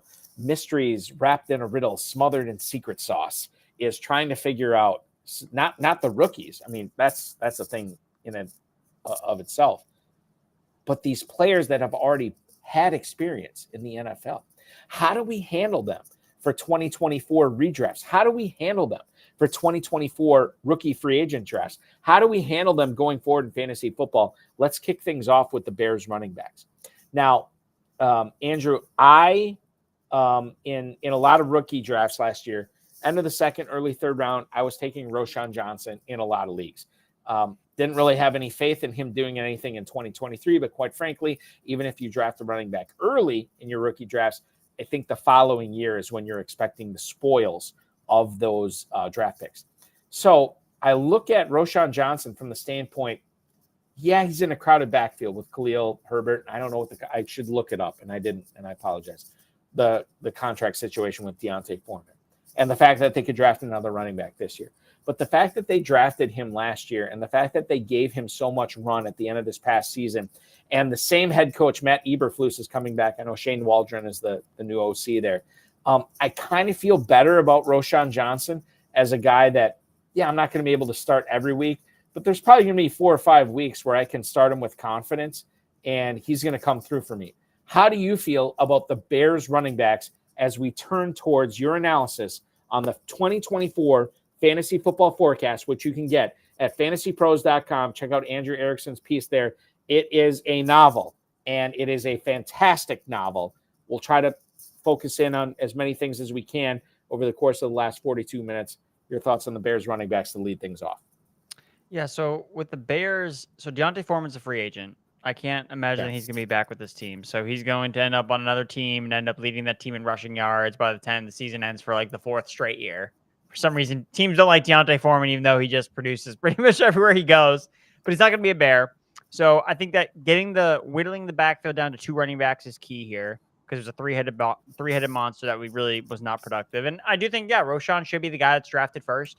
I think it's logical to think that in his second year, the team puts him in his position to win the starting job. And Herbert has been fantastic whenever he's gotten opportunities, but he's still part of that previous regime. They did not draft him, and he's in a contract year. So they could trade him to another team. If another team experiences an injury at running back, Herbert could get traded. But I think they want Roschon to be the guy. And I think Roschon would have been the guy last year, but if you recall, he suffered a really bad concussion.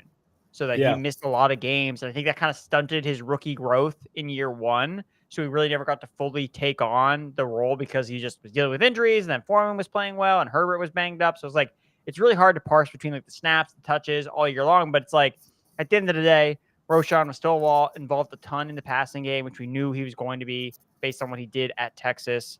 And I think when it's all said and done, he probably will be their starting running back. So I would lean towards Roschon. I imagine he's probably going at a pretty cheap price in some of these early best ball drafts. I'd have to imagine he's like in the 30s, RB30 range-ish. So yes, even deeper. Running back 38 at the 1107. He's going 2 picks ahead of Khalil Herbert at this point. So you are 100% on board with that. Yes. Okay, perfect. Let's move on. Wide receiver, Chris Godwin, Tampa Bay Buccaneers. So Chris Godwin, in the divisional loss to the Detroit Lions, he gets 8 targets, catches 4 of them for 40 yards. And quite frankly, the playoffs weren't kind to Chris Godwin, but the month of December certainly was kind to Chris Godwin. Baker Mayfield threw to him a ton at the expense of Mike Evans, which I think is interesting to understand. He got over 1,000 yards for the 4th time in his 5 seasons in the NFL. 83 catches, but only 2 of them were for touchdowns. We know touchdowns are not a sticky stat, Andrew. He is coming into his age 28 season. And if Mike Evans moves on, you are looking at a fantastic opportunity if the Buccaneers decide to bring Baker Mayfield back, which I think they will. Chris Godwin right now in FFPC Never Too Early Best Ball drafts, wide receiver 39 at the 708. I absolutely love this spot for Godwin right now. Regardless of how you want to formulate your teams, until his ADP goes up, I'd be slamming this all day long.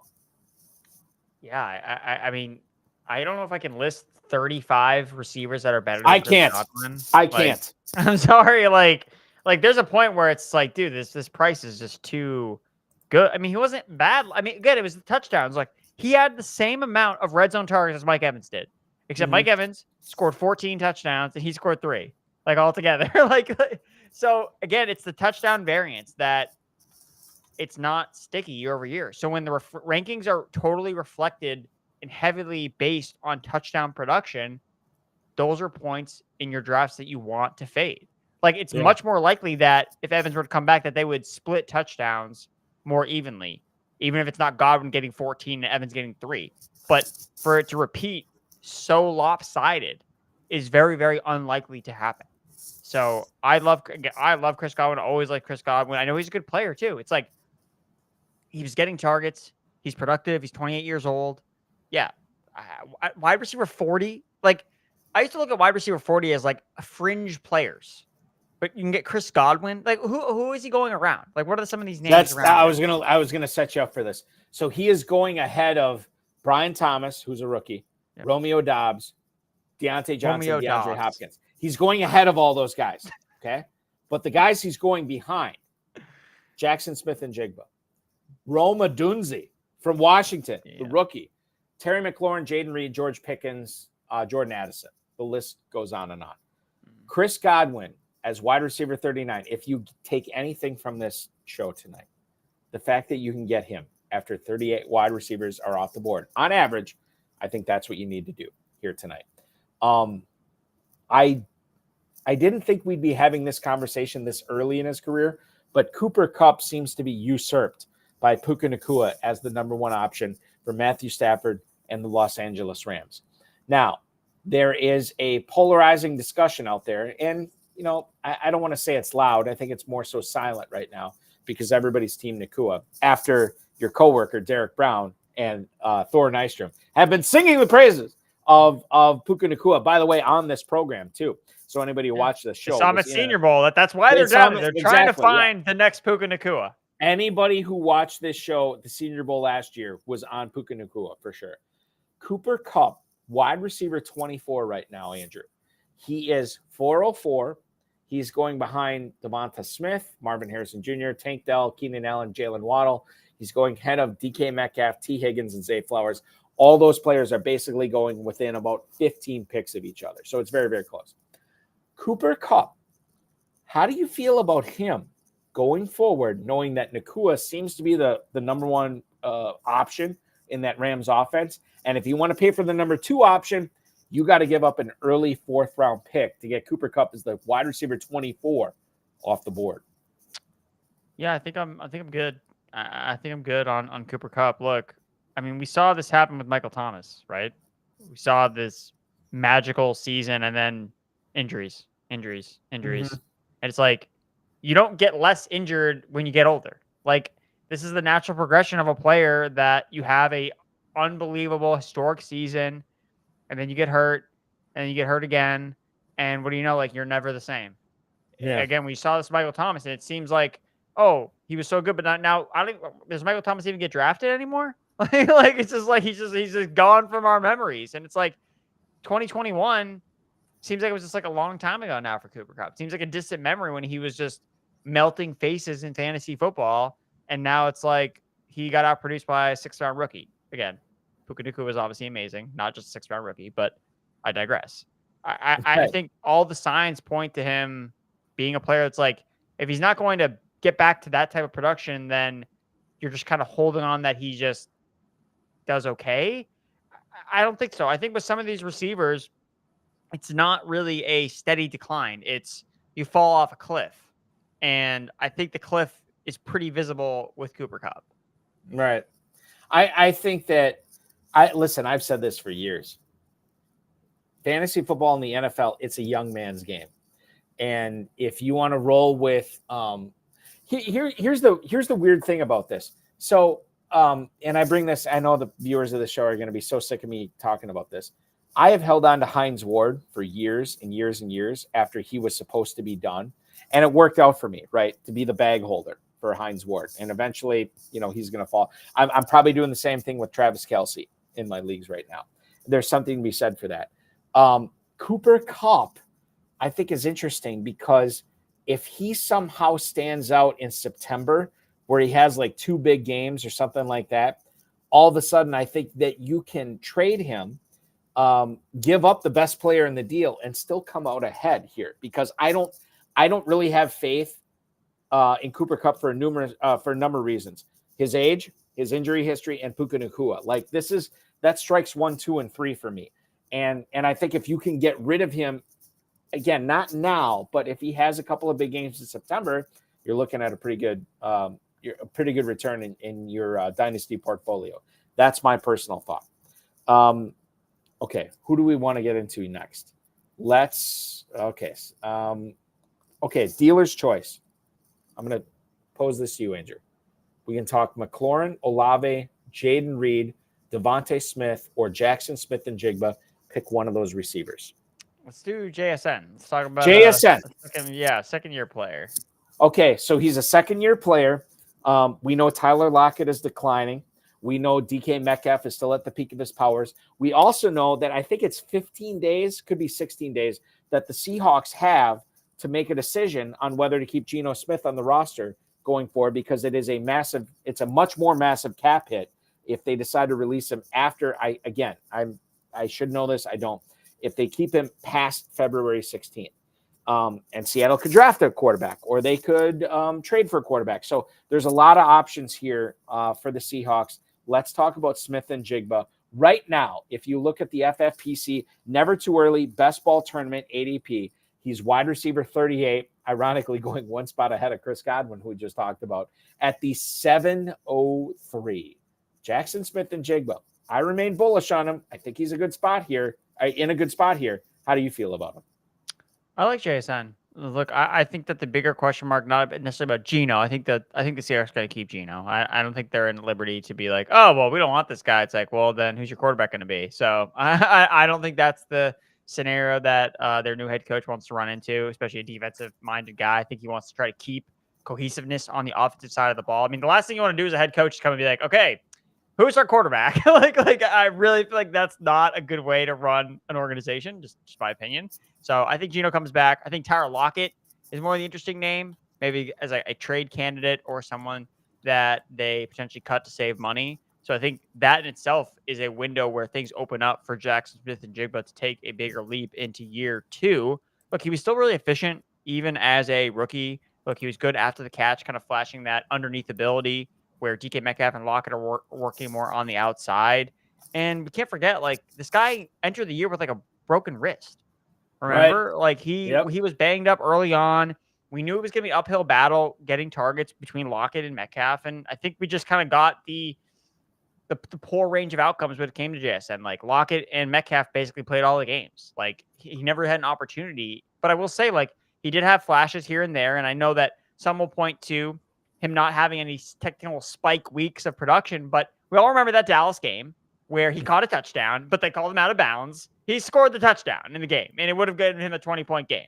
So don't say he didn't have any big games, because he did, but just didn't come up in the box score because he was ruled out of bounds.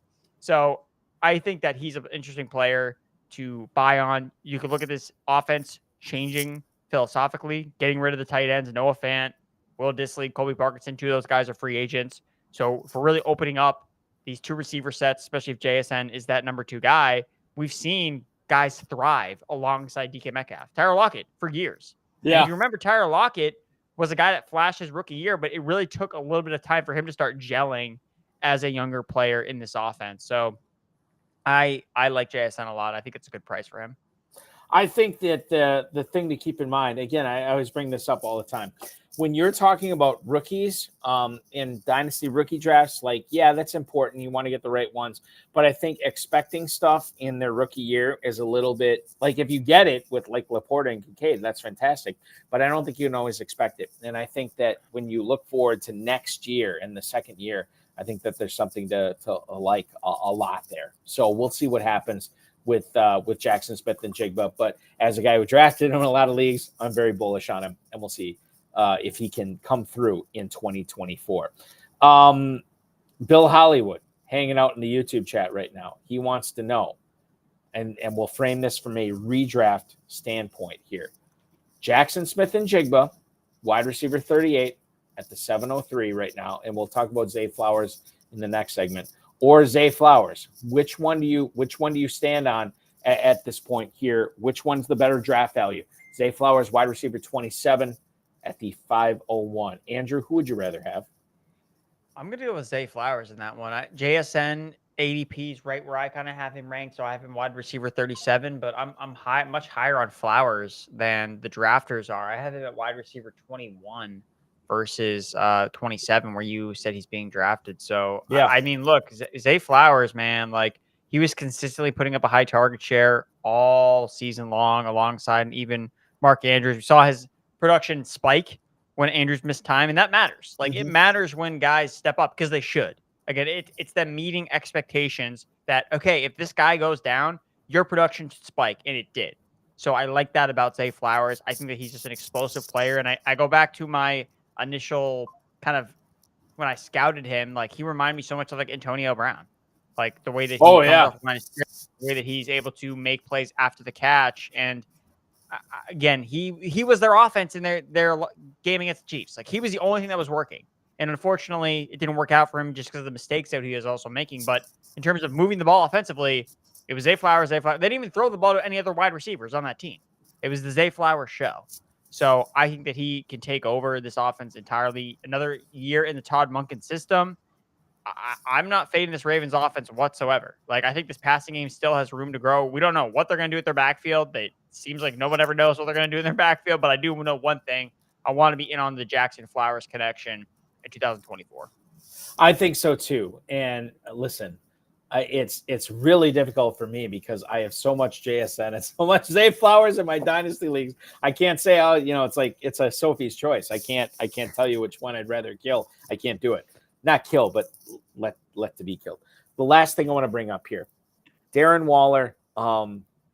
Normally I would stay away from him, but the fact of what he has been able to show us, Andrew, even in his short time in New York, my God, you're looking at him as the tight end 18 in the early 11th round of tight end premium drafts.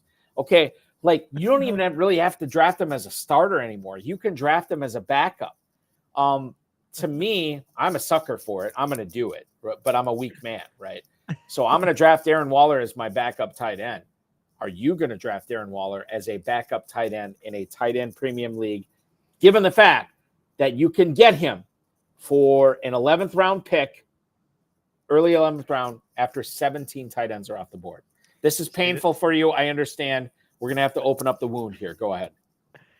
See, this is the perfect strategy, right? The bridge to TJ Hawkinson is Darren Waller. It's the wall to TJ Hawkinson. This is the strategy you implement. You draft Darren Waller in the 11th round or whatever as your third tight end. Look, again, we all know what the spiel with Waller is. He's always hurt. But when he was healthy last year, he was number one among tight ends in weighted opportunity. So just like considering the target share he was seeing, considering the air yards that he was seeing in the Giants passing game with whoever they quarterback at that time, maybe it was Daniel Jones, Tyrod Taylor, some combination of them, not Tommy DeVito, not Tommy Cutlets. But yeah, at a point, he's too cheap at this point. And yes. I think that's such something that you have to go through exercise in your mind. And this is what I keep thinking about, how you could avoid missing on a guy like Mike Evans last year, where I think that Mike Evans should have been, penalized. We didn't know what Baker Mayfield was going to be like. He was losing Tom Brady. It's like, this guy's going to be worse. Of course he's going to be worse. But there has to become a point in the draft where it's like, well, now it's less about he's already so discounted, but now it's like, well, he's Mike Evans at the end of the day still. Like, he wakes up and gets 1,000 receiving yards. Like, that's worth something. And Baker Mayfield was good at one point. So I think that with some of these players that are looked at negatively for the right reasons, you have to ask yourself, okay, like, yes, I know this player's in a bad situation, but like, where would I actually draft them? Where do they actually have to fall?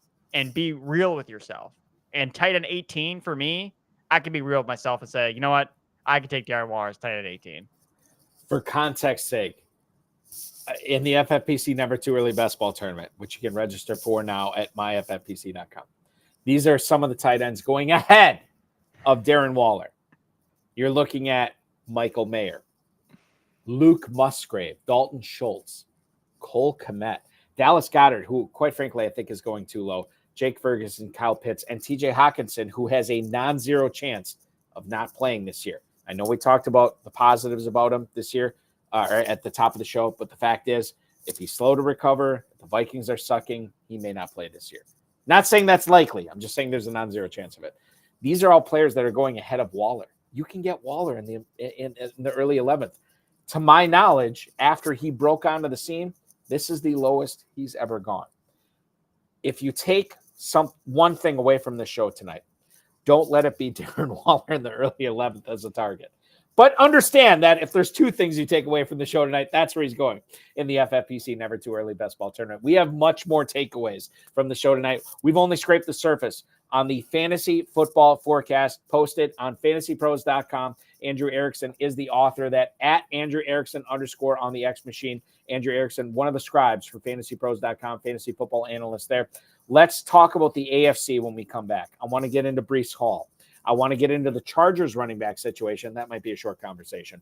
But I want to talk Devontae Adams. I want to talk Tank Dell as well. That is all coming up in the final segment of the High Stakes Fantasy Football Show, exclusively on the Better Sports Network. Andrew Erickson, I'm Eric Balkman. High Stakes Fantasy Football Show rolls on right after this. From the Hometown Hero series, Zach Parise. That is a very nice card, and that's one I'm probably going to have to organize a little trade ski with you, because I would actually like that card. I mean, you got downtown Newark in the background. I mean, that Newark has never looked so good. No, it is not. We'll put that back up on the screen. I just want to have a penny sleeve ready, and yes, we can absolutely work out a little trade ski for that, because that belongs in a Devil fans collection right there. I'll trade you the Braden Schneider rookie card for it. Done. There we go. The first card for card trade on Rip and Riff history. And it was that easy. It was that easy. That's because, you know what? Because neither one of us are jerks. And it's the same thing when we try and do fantasy trades. Like, we don't try and screw each other. We have conversations. If there's a fit, there's a fit. If it's not, it's not. We don't try and, like, take the other one over the barrel. So there you go. In a penny sleeve. Hometown hero, Zach Parise.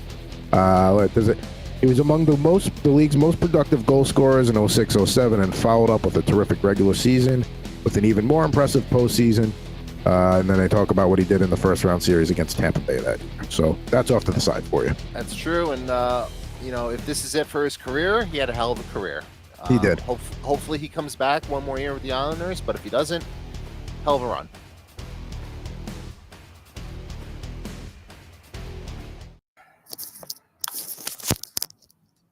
Welcome back to the High Stakes Fantasy Football Show. 21 minutes left in the program tonight. Andrew Erickson from Fantasy Pros. Hey, how are you? I'm Eric Balkman from the High Stakes Fantasy Football Hour, the RotoViz High Stakes Lowdown, the Fantasy Football Players Championship. Want to remind you that you can get the Fantasy Alarm All-Pro subscription right now.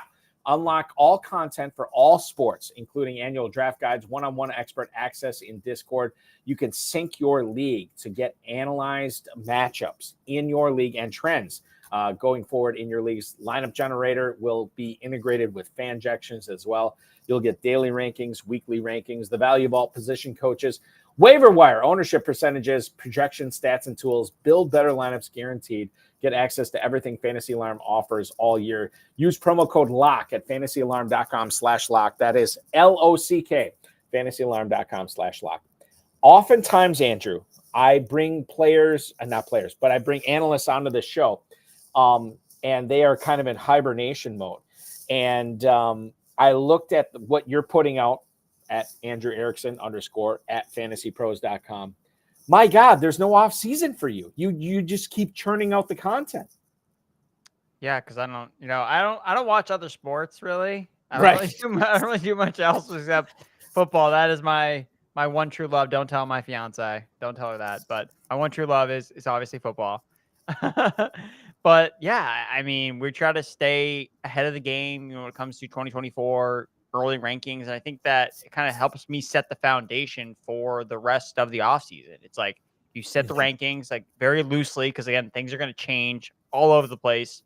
But having an idea of where I'm thinking these players are going to be drafted, where their ADPs are going to be, when drafts already come. And it's interesting when you bring up throughout the show, like these different ADPs for some of these early best ball drafts. And it's just nice to have a frame of reference where I'm like, oh, like, am I with the early market? Am I against the early market? Because I already have rankings set in place. So it's like, I like having that reference point to look back like, oh, I'm right consensus with what the early drafters are doing. He's like, oh, where are the guys that I'm way ahead of market on or way below?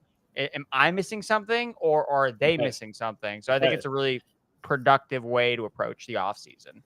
I think it is, and that's the way to do it. And like, quite frankly, like, there is no off season for you. There is no off season for Fantasy Pros. There's no off season for FFPC. You got Derek Brown and Thor Nystrom probably pounding old fashions or whatever they drink in. Where is it? Mobile? Is it Mobile? Is that where it is? Senior Bowl, Mobile? Yeah, I don't know what they drink down there. Like Southern Comfort, probably. I have no idea. So they're pounding that. They're gonna hit their Belgian waffles at Waffle House tomorrow, and then they're gonna go out to watch Senior Bowl practice day 3 or day 2, whatever it is right now. I think what's interesting here is, I don't like to be hyperbolic, but for like the last, I don't know, better part of a decade, fantasy football has been kind of year round, man. Like for analysts, for players, like we've had with the FFPC, we've had drafts going off for the following year prior to the divisional playoff. And if you're having drafts prior to the divisional playoff, like there is no off season. We got our FFPC postseason contest going on after the Super Bowl. We're going to award a player with $500,000. We're going to award multiple players with six-figure grand prizes. There is no off season anymore with fantasy football, and I think better, you guys at Fantasy Pros understand that better than anybody else. There is always constant movement. How much time have we spent talking about coaches and offensive coordinators and how this is going to affect fantasy drafts? We haven't even gotten to free agency of the draft yet. There is no quit, and there's no quit in you, my friend. No, there is no rest. No rest at all. No rest at all for you, but everybody who's hearing you say this is like, oh God, I got to check out Andrew Erickson _ X and check out everything is churning out at fantasypros.com. Let's talk about James Cook here. James Cook is a guy that really came on at the end of this past season, a guy that was basically a borderline running back one towards the end of the season. And quite frankly, with Joe Brady taking over full time officially now, I think this is wheels up for James Cook. I know he is not coming at a massive discount, but man, 408 in the Never Too Early FFPC tournament. James Cook as the running back 11. I can definitely get on board. You could start off your draft with 3 straight receivers or 2 receivers and a tight end and get James Cook as your number 1 in the mid-4th round. I think that's a good way to start a draft, Andrew. Yeah, I think James Cook is really interesting because he's a player that you're trying to bet on him coming on the positive side of this touchdown variance that we've talked about a lot throughout the show. Look, until Josh Allen stops scoring touchdowns, like it's going to be tough for James Cook to crack the league winner top 5 area at running back. It's just the way the math works out. But we don't know. Like things happen. Like quarterbacks sometimes stop rushing as much. And then what do you know? The touchdowns go to other players on the offense. So again, if Diggs isn't scoring a lot of touchdowns, it could be the James Cook show. And don't forget, Latavius Murray, he's a free agent. And Latavius Murray up there in terms of carries inside the 5-yard line. Trust me, I bet enough anytime touchdown Latavius Murray's to realize that he had a lot of red zone opportunities that never friggin' scored on. So if those touches go to James Cook, then you're seeing, okay, instead of 3 touchdowns or 4 touchdowns, now he's closer to 8, 9, 10 in a good offense. Okay, now we're cooking with gas. So I think you're getting him really closer to his floor under this Joe Brady offense where he was averaging 20 touches per game under Joe Brady. RB11, I think, is a floor draft spot for James. Yeah. Worst case scenario, okay, Josh Allen still scores all the touchdowns, but Cook is efficient. He catches passes out of the backfield. So you feel good about that. Just the touchdowns out of the question mark. But like we said, touchdowns are the hardest thing to project. So if everybody thinks he's not going to score, that's what I want to take advantage of. Be like, you know what? I think that he is going to score the touchdown because I think he's good enough. So I'll buy James Cook at RB11. There's another thing to point out, and I think you kind of touched on this. Stephon Diggs is currently not in a great situation with Josh Allen and Joe Brady in that Bills offense. Gabe Davis is a free agent. Dalton Kincaid really came on, so I think there's something said for that. But the rest of the Bills offense is such a quasi-unknown, and we know what James Cook did with Joe Brady. To me, and again, I don't want to just have you say the same thing over again. You can get James Cook in the mid to late 4th round on that Bills offense, which has been crushing it the last few years, especially this past year on the running game. Man, sign me up for that. I think that's a fantastic buy. Yeah. Look, it's always better to just buy the offenses that you at least know are going to score touchdowns at all, and then just hope it goes to your guy versus, will this guy score touchdowns on this offense? Like, will this offense score touchdowns? So we know the Bills are going to score. So you just got to cross your fingers that James Cook gets a little bit more usage in the red zone versus Josh Allen. Well, an old high-stakes fantasy football story this is like way back in the day prior to the FFPC, when myself and the FFPC co-founder, Dave the Dizzle Gerzak, we were playing all these other high-stakes events, and we would hang out with these high-stakes players. And one of the guys, this is an OG of the FFPC, Joe Del Zanero, he doesn't watch these shows, but he is like the Yogi Berra of fantasy football. And he lives in Chicago, and we've dined at his restaurant before. He's such a great guy, and we have talked fantasy football with this guy over the years. And there was a conversation we had with him way back in the day about Clinton Portis. This is when Portis was coming off a big year, but the big year was propped up by a massive reception and yardage score, but very rarely on touchdowns, right? Which are fluky. I get it. But we were talking about Clinton Portis and talking about drafting him with the top 4 pick in the draft. And, myself and the Dizzle were kind of going back and forth. And finally, Baker Boy, that's Joe Del Zanero, Baker Boy says, you know what, guys? He plays on an offense that just doesn't score touchdowns. I don't want to draft players on teams that don't score touchdowns, which is true. And I don't know how much this applies to James Cook, but I think that's something to keep in mind. I know they're not sticky. I know they're fluky. But if you are soaking that kind of draft capital on a player who is playing on a team that doesn't score a lot of touchdowns, I think you got to understand that you are playing with fire here. which is one of the many things I've learned from Baker Boy over the years. Besides the point, stay in the same division. Breece Hall, New York Jets. This is a player, Andrew, that if he wouldn't have torn his ACL, there is more than a non-zero chance that he would have been the de facto 101 pick in 2023 drafts. He tore his ACL. He wasn't the 101 pick, but he showed a lot on a bad team this past year. Breece Hall is currently going as the running back 2 at the 107. Are you all over that? Are you kind of saying, maybe I'll pick and, henpeck it like every so often I'll draft him there? Or are you avoiding it altogether? How do you feel about Breece Hall going forward in 2024 drafts? I think it's right. And honestly, I mean, depending on how things ultimately shake out, I get my McCaffrey's the number one guy, but track record of players coming off the touch season that McCaffrey's going to be coming off of are not good. So, yeah, I'm buying Breece Hall. Again, talked about you don't want to draft players that don't score a lot of touchdowns. I expect the Jets to score more touchdowns just by natural regression because they scored 18 last year, like basically less than one per game, essentially. That's going to change with Rodgers. So I think that buying Breece Hall, even as the RB2, look, this guy had 39 touches in his last game against my Patriots. 39 touches for 190 yards. Like, he is a monster. He was second among all running backs in yards from scrimmage. Basically, he checked off every single box of production you could ask for a running back besides touchdowns. And I just think that he's going to fall into more of a favorable situation with touchdowns with Rodgers coming back. And just in general, like, they're going to have a better plan. Again, I don't think they can enter this offseason with, okay, Rodgers going to be our quarterback, and then we're going to do nothing at backup. It's like, no, like, they're going to be ready. I think they're going to be ready across the board. Like, we cannot let what happened last year happen again if Rodgers gets hurt. Again, the offensive line. This is a big issue. Like, that was the concern about Jets players last year. Was like, oh, what about the offensive line? Like, how's it going to do? And what do you know? It took like 8 snaps for the offensive line to get exposed. So I don't think it's out of this range to say Breece Hall should be the RB2. I think that's correct. That's where I have him ranked. And, it's funny that you mentioned Breece Hall as the 101 he could have been last year. When I was ranking players for last year's draft, I was trying to think, okay, who could be next year's 101?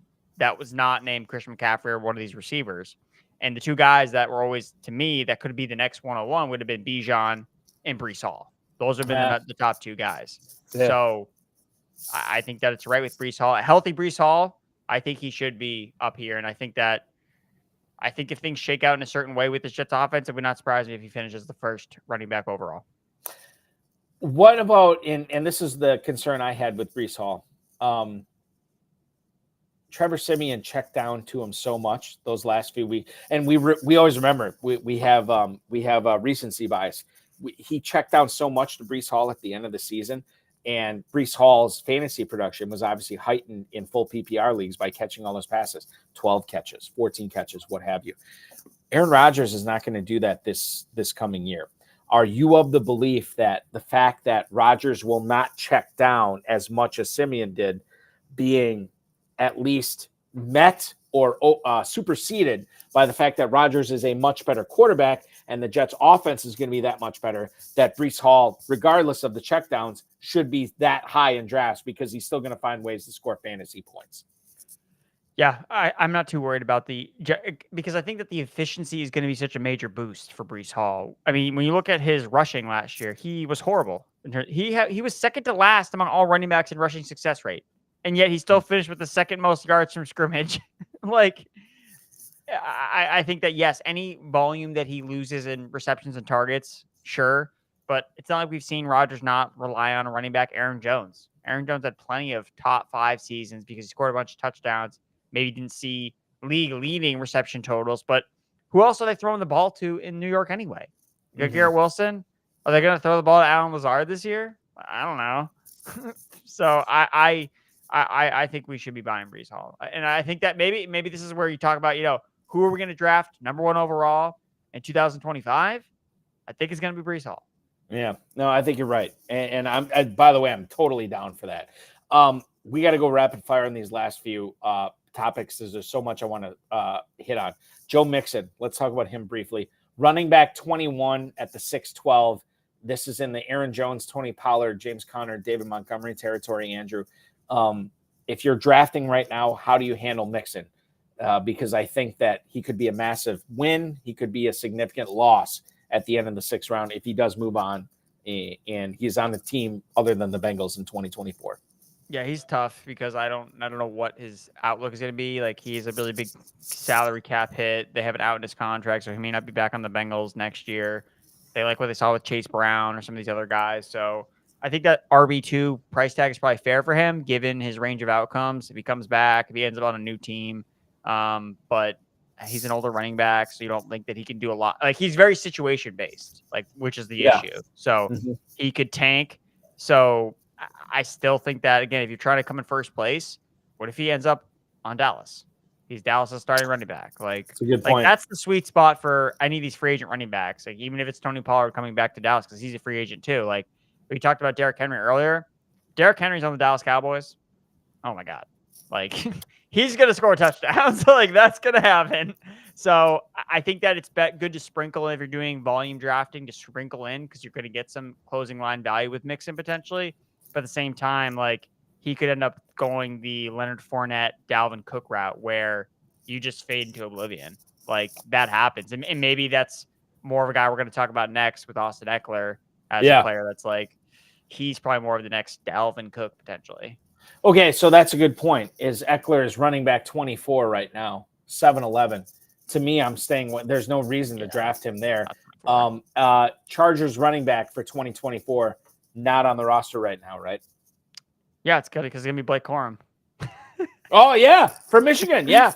Like, and that's what could make this rookie draft crazy. Is if or we talk about like Dallas. What if they don't sign a free agent?